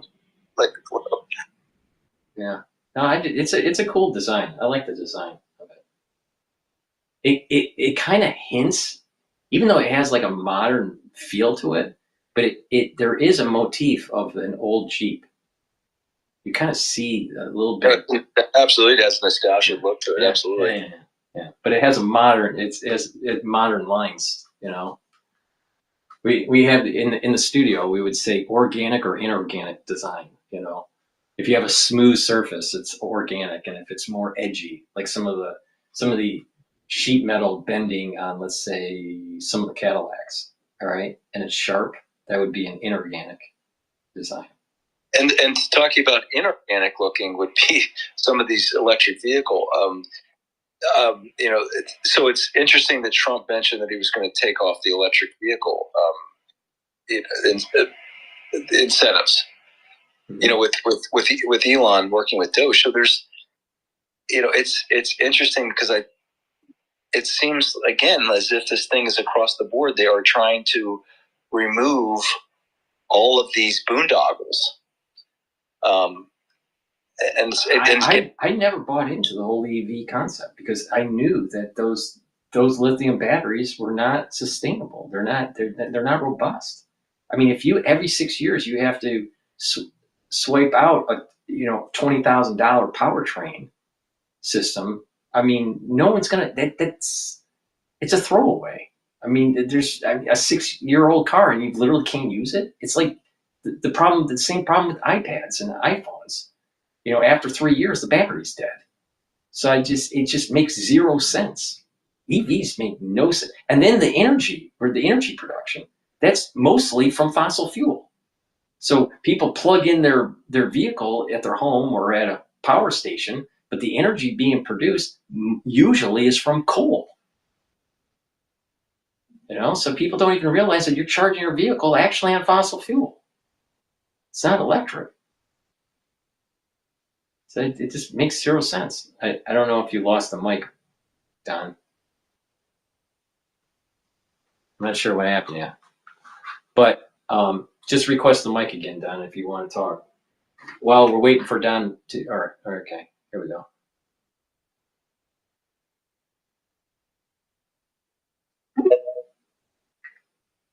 Yeah.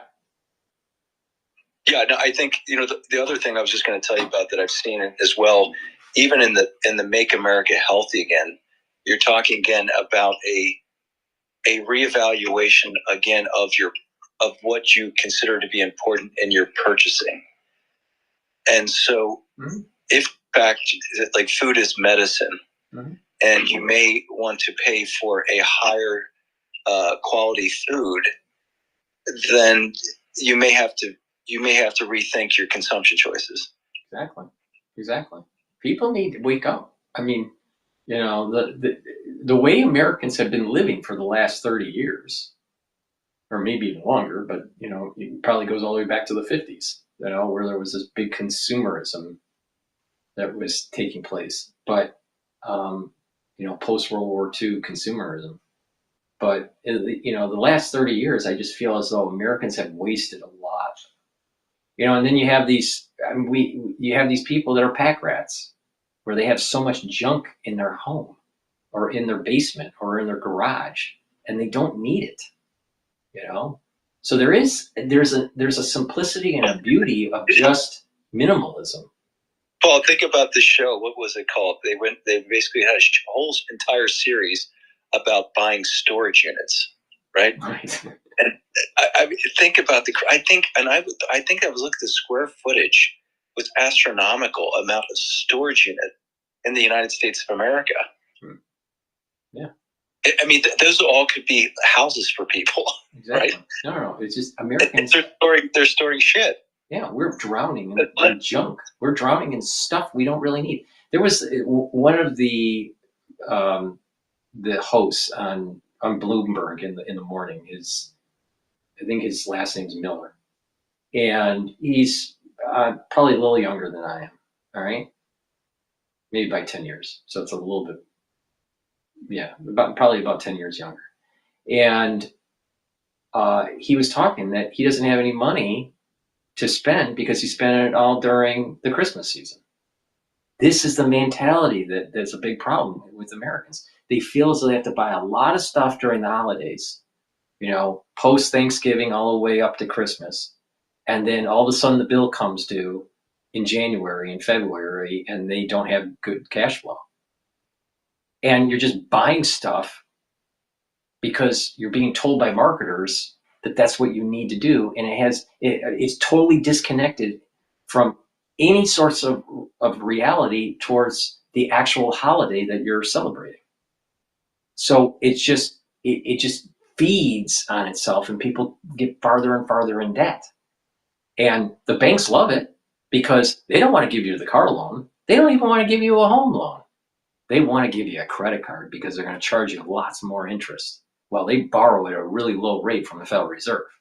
So people need to wake up and become a little bit more simplistic and be more judicious with their purchases. And they'll have a better life. It'd be interesting to see too if like you're saying, we have come across difficult times. I think in the pandemic, you know, I was aware of like the food banks, you know, basically ran food. And again, I would say that the support systems around people, again, growing their own food, or at least having a resilient system if something that were to occur again. I don't think that anything's really been done to prepare for another crisis. It'll be similar and so it comes back to like this time now is to start rebuilding some of those local connections and really understanding where your food comes from. And again, rebuilding local sort of connections so that, and I use Nassim Taleb's idea of anti-fragility conditions, so that when you have an exogenous shock to the system, you won't feel the consequences of it. In fact, you'll be much more anti-fragile coming out of it. Mm-hmm. You know, so it's because systems always under stress. It's just a question of those people recognizing that stress and then making sure that you have some type of surplus within this system to be able to respond in the time of the crisis. Right. And that type of planning for the future, I feel it's no longer there. Even though I think the Mormons do it as part of the religion, that they have 6 months of storage or something like that in their pantry. That type of planning to the future, you know, here's the problem. It's just like in Michigan, that would be really easy for me to do. All right, you have a basement, you have a garage, you can easily have a year's supply of food if you wanted. The problem is when you live in New York City, you can't store food more than 2 or 3 weeks because you just don't have the space. So there's many areas, especially in these metropolises, where you just can't have that anti-fragility that you're talking about. To be the most anti-fragile are the ones that are in rural areas. I mean, if you have a farm and you're growing your own food, and you have your own cattle or your own livestock, Perhaps that's what Jefferson's insight was. Yeah. Maybe he was way ahead of his time. Maybe he was so ahead of his time he was hundreds of years even ahead of Hamilton. But I do see like ones that are wealthy that are coming out of New York that have the wherewithal. They are buying about 10 acres outside of the city, so either upstate or into New Jersey, and they have a little farm. They have it, it's a little, it's for their own needs. It's not like it's commercial or anything, but they buy about 5 to 10 acres. They have some livestock. They have enough space to grow different crops, and they're just more anti-fragile compared to someone that's living in New York City. Because the most that I can store just for meats in my freezer is about 1 month. All right. Well, okay. What happens after that month? Well, I probably would die. So there are many people that live in these 15-minute cities that everyone is promoting. Really, it's very fragile, and when your supply chain breaks down, you have a problem. And that's why it's funny. Someone sent me, I think Robert Kiyosaki, I think he did some type of special forces, whatever. But he says about 3 days where there's no food, and you see basically that thin facade of civilization that Joseph Conrad talks about, Hearts of Darkness. It just fades away, right? And then you get this sort of primal instinct of just survival takes over. Mm-hmm. And so it's like somehow society would need to be reminded of that condition so that we can create an anti-fragile culture. Because once you get to that condition, then you are dependent on the state. Well, I think part of that canary in the coal mine effect was what happened during COVID. I mean, supply chains were disrupted because we were relying on too many countries, and we bought into this idea just-in-time delivery, and we didn't have enough fat in storage for parts.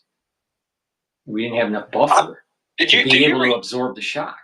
Did you ever hear Switzerland has like a certain amount of like food stored up for its citizens? Switzerland? I was surprised. I didn't know that. I think they have like each they've been storing up somewhere in some vault like X amount of chocolate and coffee, whatever. Really? But it's this sort of interesting to think about that, and I'm kind of reminded of Trump's in the Art of the Deal. The idea again, if you always want to go into a deal knowing that you can walk away from it. And I kind of think that's the same thing about being dependent upon the state. You always have to be in that condition. You can walk away from something that's forced upon you by the state, like we saw during the pandemic. Right. I mean, if I was living back in Michigan, I would most likely move towards the idea of having 6 months supply of supplies, food and supplies. But in New York City, that's impossible. There's no way. You'd be living around boxes. You just don't have the space. Which you could argue is maybe the thinking behind what they call 15-minute cities. Yeah. I mean, there was I remember it was one of the first ebooks I ever read. I can't even remember the name of the damn book. I'd have to look it up. But it was a professor from Florida that was pushing this concept that there's going to be a big shift from suburb to urban. And that's where the jobs would be. This, if I remember right, I must have read it probably around Lehman, when Lehman took place, around 2007, maybe 2008 when I read it. And he had a very, very persuasive argument that I sort of bought into. And at the same time, the book about, to survive the new economy, you have to be creative. It's like a creative, I think it was called the creative class, or the something creative class. So these two concepts of the creative class and moving into an urban environment was being pushed almost 20 years ago. And many Gen Xers fell into this concept. I fell into it and moved to these higher density areas thinking that it was more sustainable or more anti-fragile. Now, in terms of food security, I would say it is less robust to be in New York City. But what doesn't make sense to me is that how the city still maintains itself, even though there is some sort of built-in instability. I mean, how would I want to phrase this? So there's entropy, right? But through this entropy and disorganization, there is some sort of self-assembly that's taking place in these metropolises that actually goes against the entropy. New York City doesn't make sense that it even is around, is the point I'm making. It's just, it shouldn't exist. But it does, obviously it exists, but it doesn't make sense that it exists. And I think that comes back to, like you said, this self-organizing sort of collective nature of true free people, and the conditions of I would say the habits of a people that are not dependent upon the government are an industrious habit. And there's a thing about, I think in the case of the Ukraine, I remember reading about something where Stalin would cast out, I think they were Mennonites, but he could cast out these people into the middle of the Siberia, and he could come back within a month and they've had a functioning society. There was something about the habit of certain cultures that made them less dependent upon some type of centralized authority. And there's this idea of an industriousness habit that the things will collectively reorganize to make it work. That's the case of the breakdown of the Soviet Union. When it broke down because the culture of self-organizing, based on entrepreneurism and industriousness, wasn't there. And they were, and therefore it became susceptible to strong arm tactics and say large mafia. But so it comes back to, like I said, New York should be the people go there to make it, and they are looking to create. They're finding a way to add value, and by doing that, it organizes itself in a way that just works, and it will work time and time again. But to create something similar in Detroit, or to create something similar in Kansas City, right? It doesn't seem to really flourish. Because I think in that particular case, it may be that whatever the habits that made, say, them a flourishing city, those habits were taken over by, say, certain influences that made them dependent upon the state, and therefore that whole American spirit has to be reignited. When you think about the industries in New York, it's finance, it's law, education, but it's not big in engineering. It's not, it used to be fashion, I guess, is another industry, but that's more on the design side of it, not actually on the manufacturing side, because that's all done overseas. So it just seems like anything that New York used to have in terms of manufacturing has been shipped out. Sure. So it just seems like New York should actually decline But I think maybe it's just the prowess of just the financial industry is so strong that if these banks decided to just move to Texas, then literally, it's game over for New York. And that's what I think in the case of Rome. I think Rome, 1 million people within a month. I mean, it was basically gutted. And there's a possibility the financial capital could shift, to China at some point in time. So when that happens, all those finance jobs, which have been, say, propped up by certain policies that are no longer sustainable anymore, finance becomes susceptible, and that big money flow into New York City starts to percolate out into the suburbs again. I mean, like, if you look at, like, Wall Street, all right? Wall Street, let's say even in the 80s or 70s, parts of the 90s, you had a lot of people on the street going back and forth between the different buildings.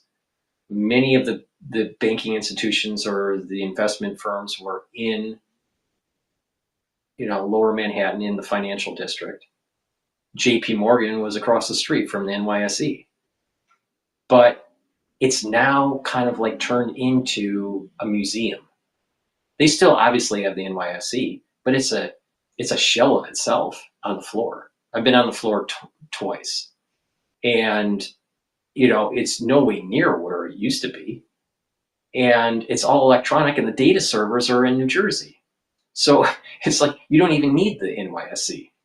It's just a kind of like an old relic. So when you're talking about trading, now, there's different types of finance. There's corporate finance, there's banking, and then there's trading, finance, right?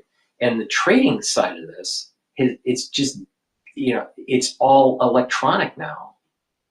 And it can be remote. Back in the day when you didn't have all these fancy computers, you actually had to trade with a broker, and there was actual physical stock that had to be transferred back and forth between the banks. And I think they called them runners, back in the day. So you had these runners that are running all over the place in Lower Manhattan. So there were tens of thousands of people every day running around on the street. Well, now it's tourists, and Wall Street literally is now a museum.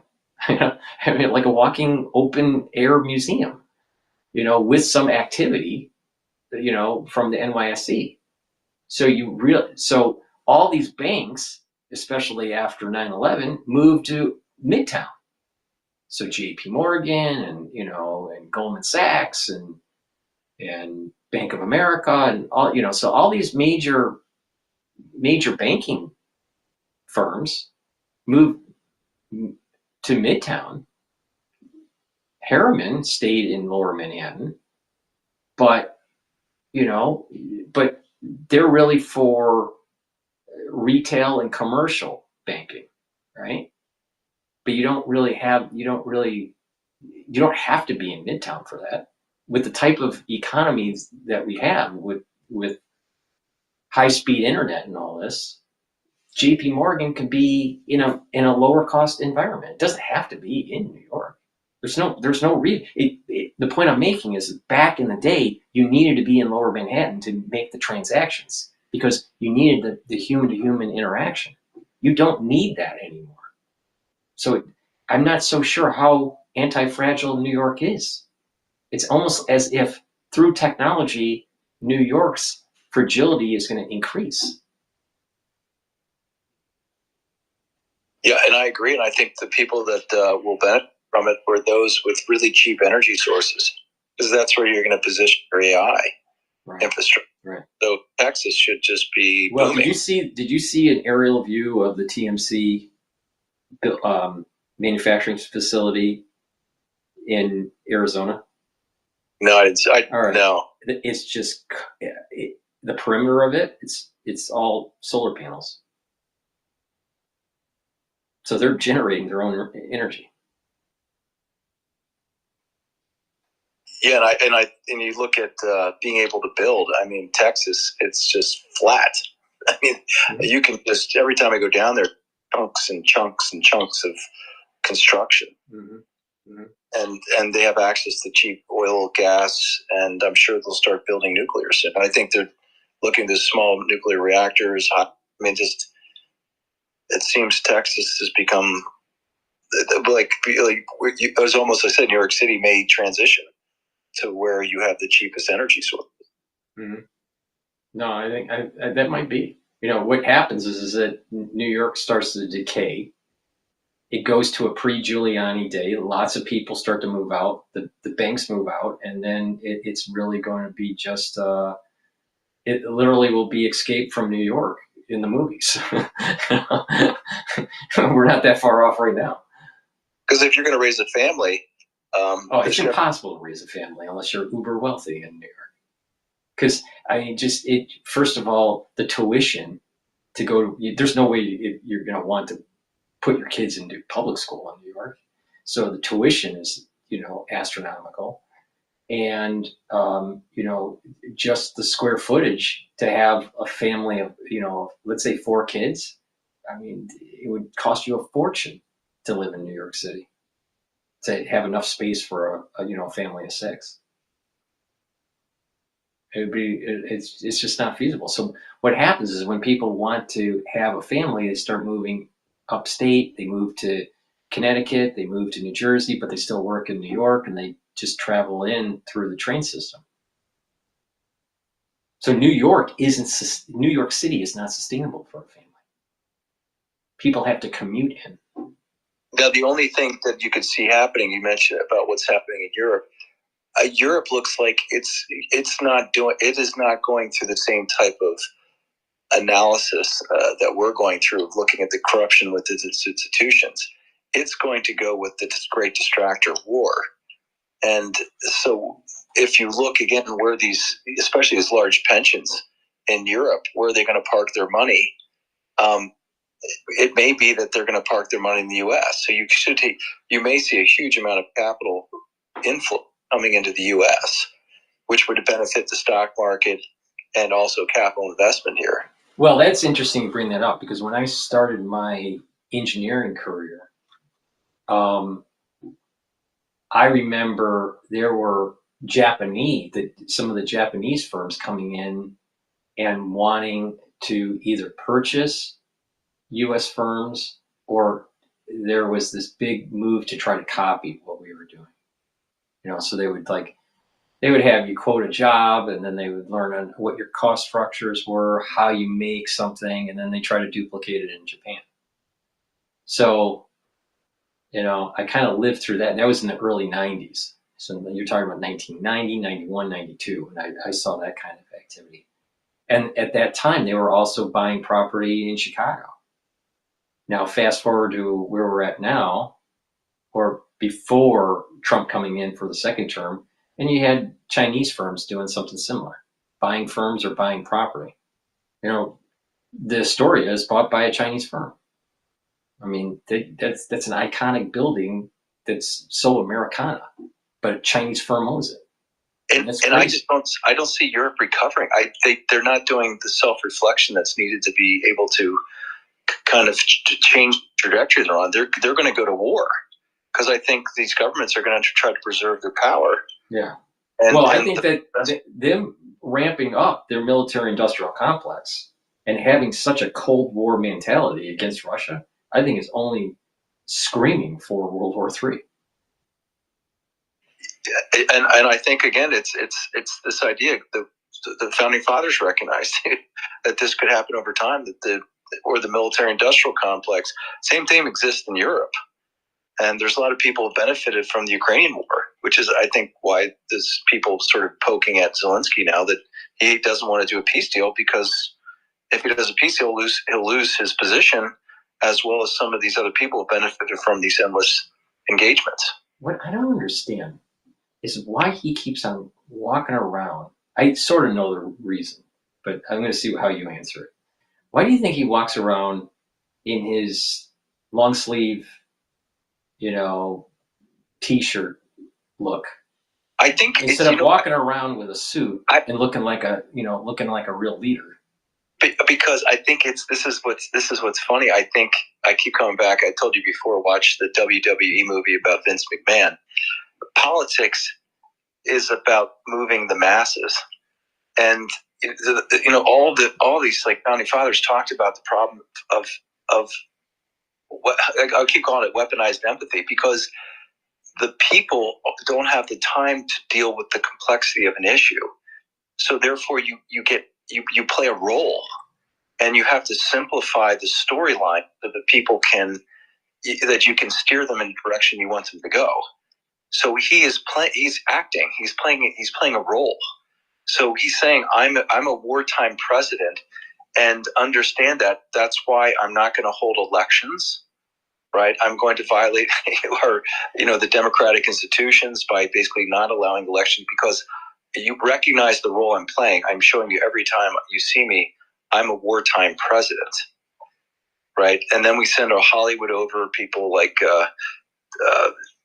it was all these actors over there to basically, for millions of dollars by USAID, to reinforce that with our American people, that this is a wartime person, and he is taking on the most evil person in the world, this Russian President Putin, and Russia's always been our enemy, and they're evil, and Zelensky's the good guy, and here's the bad guy, and it's a simple story. Mm-hmm. There's no complexity. You don't have to understand anything about Ukraine, the Minsk agreements, anything about who might be benefiting from these from the endless wars, the biolabs, the CIA secret bases along the border, Zelensky, Kolomoisky's relationship with Zelensky's father, Privat Bank. You don't have to. Don't worry about it. He's a wartime president. Putin bad. Easy story. Let's move on. Right. Well, the dovetail in. I agree with you, but the dovetail into what you're saying, the look that he presents is almost like that look of a startup founder. And the thing with startup founders, especially from, let's say, Silicon Valley, it's fake it until you make it. Look like, that, you got this Steve Jobs kind of look, sort of. Thalamus tried it, the founder of Thalamus, or you look at some of these other startups, they all kind of like have this dressed down look. And for some reason, that's like the cue that they are serious about what they're doing and they're working hard, but they need seed money. So he reminds me of a guy that is constantly looking for another round of seed money, to fund his startup. So when I see him as a startup guy from Silicon Valley. I get where you're going with that, but I look at it a little bit. His dress is just literally to remind people he's in a war. And if he's wearing a suit, then he's connected to the same type of elitist. Yeah, but why doesn't he dress into actually like fatigues? Or look like I don't know, Castro during. Believe me, Paul. I think they polled. I think, again, he was an actor. Most of his staff came from his acting career. Exactly. They have to be polling. Like, okay, how do I dress you? This is a marketing scheme. Yeah. Exactly. It's WWE. It's like, how do I connect with the people? Because if they get a whiff that this whole thing is a boondoggle and all these people have died needlessly, and I got to keep this game going to keep laundering U.S. taxpayer money. Yeah, they're probably going to do some awful things to me. So it's a serious game that he's involved with, and they got to make sure he has the right attire that with the people, and it gives an impression among the world that this guy's a man of the people. Yeah, there's definitely a marketing scheme that's going on. That's for sure, 100% on that. Now the question is, will he implode when the United States pulls out the funding and all that, which looks like we are. And the thing is that if it wasn't for the funding of the United States, the providing of weapons and the intelligence, most likely Russia would have gained more land. but I think this goes to your original insight into these weapons labs. There were bioweapons labs in Ukraine, which Victoria Nuland admitted to. Right. No, I know that. The thing is that when you're talking about the BSL-3s and the BSL-4s, you're talking Hungary. There's obviously some in Russia. You're talking about Ukraine. But in Ukraine, because they're leftovers. Yeah, I know. So because this is coming from Nuland. Nuland said this. You're right. So where's the calculus among the American people to try to factor them in? Plus, the metabiota relationship with those labs as well. Like there's just too much. There's too much connection with some of these rogue agencies and the bioweapons programs. It's just how do you factor in all of these things other than just Putin bad? Right, exactly.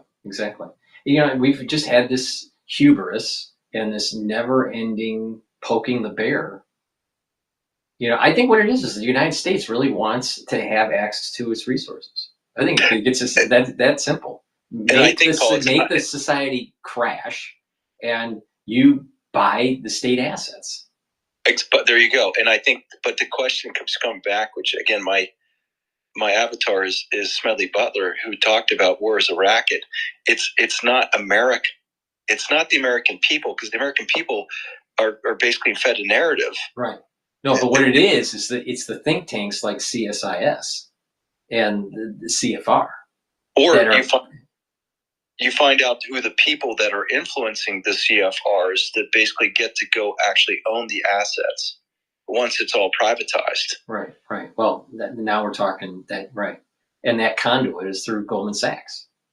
So, you have CFR, you have CSIS, you have, the military industrial complex, you have the banking conduit through Goldman Sachs, you have the IMF and you have the World Bank trying to stabilize currencies and give out loans that have conditionality. And then there's the transfer of assets. They want Russia to collapse. Yes. So it's, but we're talking about collapse. This is not like Iraq or Afghanistan, right? They're trying to collapse a nuclear power, So, it's a total different, ballgame. And not only that, it just seems like the whole, even though that Miss Taiwan hates Kissinger, all right? And I've read a couple of his books, maybe 2 or 3 of his books. He's actually a better writer than a speaker. Obviously he's dead now, but according to Miss Taiwan, she just hated Kissinger. But since he has died, there seems to be an unraveling that's taking place in international affairs. Well, I think he was a big part of creating, but there's an unraveling that's taking place now. I think the only thing I would be careful there is that Kissinger's. It's not as if he hasn't continued his legacy on. If you look at the last 2 books he did on AI, it was with Eric Schmidt of Google. Eric Schmidt of Google is at complete opposites on sort of the direction that humanity should go versus Thiel and Musk. Now, whether or not it's a real divide, but Thiel does not like Eric Schmidt, nor does Elon Musk. Seems to have some issues with Reid Hoffman, who seems to be aligned. So there's this alignment of which Kissinger aligned himself with Schmidt and Google.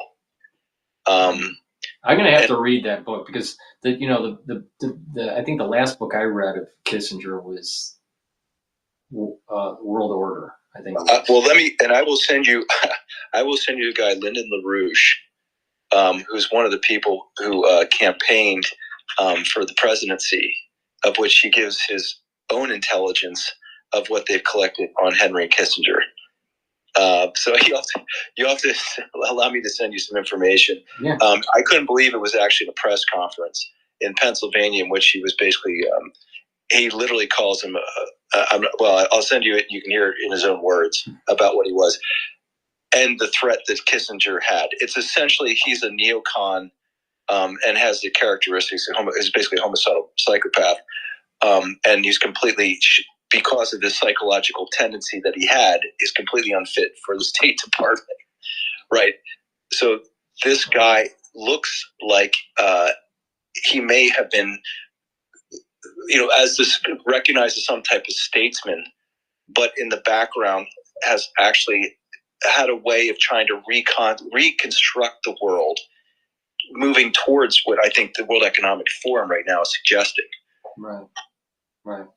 And I think, again, it's history basically presents him as someone who's stepped in at the right time to try to create some type, but it's actually behind the scenes, he's actually been operating in a different manner. And this is someone, Lyndon LaRouche, who had a lot of smart people try to profile this guy. Right. Okay. Yeah. I'll take a look at it. I definitely need to read the book, with this Schmidt and Kissinger to get a better perspective. What I liked was Hitchens' take on Kissinger, especially with Cambodia.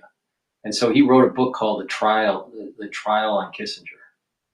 And before Hitchens died, he really wanted to write the obituary of Kissinger. He wanted Kissinger to die before him. But obviously that didn't happen because Hitchens died in 2010. And let me send you another one. This guy, Colonel Prudy, who was I call him the Forrest Gump of someone in the early intelligence agencies. This is the OSS turning into CIA. He was there as liaison between Allen Dulles and JFK. And he seemed to be in every major sort of modern conflict, right? And he discusses his insight into Vietnam. He says the conflict truly started, the violence really never started until they did a mass migration of the North Vietnamese into the South, into Saigon. And he said, can you imagine taking 1 million people in the North, displacing them from their homeland, which probably they hadn't even moved outside of a 5-mile radius, moving them to the South Saigon, 1 million of them. And this is America was moving by boat and by plane, and to an area in South, which the infrastructure wasn't there to support it. Why were they moving? Because they created this construct that there was a divide between the North Vietnamese and the South Vietnamese, and therefore, based on this constructed narrative of communism versus, even though these people really had probably no idea of this ideological conflict, they decided to move them. Right? So the movement is what he's saying. He said, and he saw it firsthand, is when the violence started. Wow. Because these people were forcing additions, and you saw good people, again, 3 days, no food. They start to do things that normally they wouldn't do. Right. And we all may react in the same conditions. And he says that's what happens. They understand how to create chaos. See, I never really understood why the Americans aligned with the French to help support them even back in the 50s, like 57. See, my father served in the Army around 62. I think he enlisted in 62. But he didn't go to Vietnam. He went to Europe. And he was in Germany. And this is where my journey in this whole thing, because you just continue to get red pilled when you read, when you have these people sort of being eyewitnesses into these points in history. And he mentions again, he was I think a Marine pilot, and he was delivering arms to a Japanese base or some type of base off of Japan, because they were going to stage this massive 500,000 soldier invasion of Japan. And so he was delivering all these arms here. Well, they dropped the bomb. And now he's sitting there. He said, what are you guys going to do with all these arms? And the person told them, the arsenal said, you're not going to believe this, but we're going to move half of these. This is, again, 1943, 44. They're going to move them, he said, to North Vietnam. They're going to move them to Korea and Vietnam. You can't be kidding me. So the war didn't even end in World War II, and they were already setting it up for Korea and Vietnam War. They were already starting the next conflicts. Wow. It's like, and this is what I'm saying, it's like we're on a timeline of events. And so it moves from Russia to terrorism. right? So now it's radical Islamic terrorism. Well, how the hell do you, what does it look like when you finish that off? Well, that's why you need ET. You got to have a war against ET. I guess there you go. And maybe that is where we're headed. And then once you win the battle with ET, then, you know. Who knows what that, maybe it's at that point when they have all this technology in which they can lock you down. And you don't even know you're locked down. Right. Well, in a lot of ways, we are locked down and we don't even accept it. We are living in slavery. Even people that are wealthy are still living in slavery. We're not reaching the ideals of our Constitution and this idea of, life, liberty, and the pursuit of happiness at all. I mean, we're losing out big time. I think what I've sort of come to terms with is studying psychology and studying psychopathic behavior, because for some reason I do think the people that attain these levels of power sort of exhibit psychopathic behavior, and so I always underestimate how far they would go to control you, and that's where I said I think they explore the different ways. So you go from someone like Orwell, 1984, to the use of violence and the manipulation of language, to Huxley and the Ultimate Revolution, where you use pharmacological means to enslave people, where people will end up enjoying their servitude. Like, they continue to kind of push forward about you can take over a country with violence, but violence only works up to certain. We're at the stage where it's Clockwork Orange right now. Where everyone's looking at the screen and they can't blink, and and they get they go nuts, and they start doing crimes and around the city. That's the stage that we're at right now. Is Clockwork Orange. It's funny you said that. I have one person I'm dealing with now. They're at that point. They've lost their mental bearings. Mm-hmm. And there's no connection to God. There's no family. They're in whatever that state. What is that? It's just meaningless aspect of being. Yeah, no, that's true. That's true.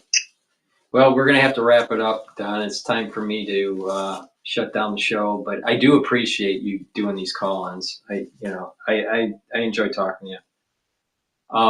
Just to remind everybody, on Rumble and on YouTube that I'm live streaming, you can do these call-ins on X Spaces and tell me your opinion, have these kind of discussions that Don and I are doing on these shows. Don't be afraid. It's supposed to be an interaction with the audience. That's the whole point of these shows. So please join the X Spaces in future episodes and share your thoughts. The more that we communicate, the better off we are as a society in general. But this show is supposed to be interactive, so please don't be shy, So no, go ahead, John. Yeah, go ahead. Paul, to plug you as well. I mean, I think the other important thing is especially people have to have their health, because that is one of the fundamental conditions. I think founding fathers to even recognize is health is fundamental too. If not to be in debt and not to be, again, dependent upon the state for your health as well. Mm-hmm. Right. Well, I appreciate that. But for the ones that are, the ones that are watching, I'll be doing another transmission tomorrow in the morning and also in the evening. But thank you again, Don, for participating in the X Spaces, and everyone that has been watching on YouTube and on Rumble with the live stream. Thank you for watching. I greatly appreciate it. Everyone, have a good night. See you tomorrow.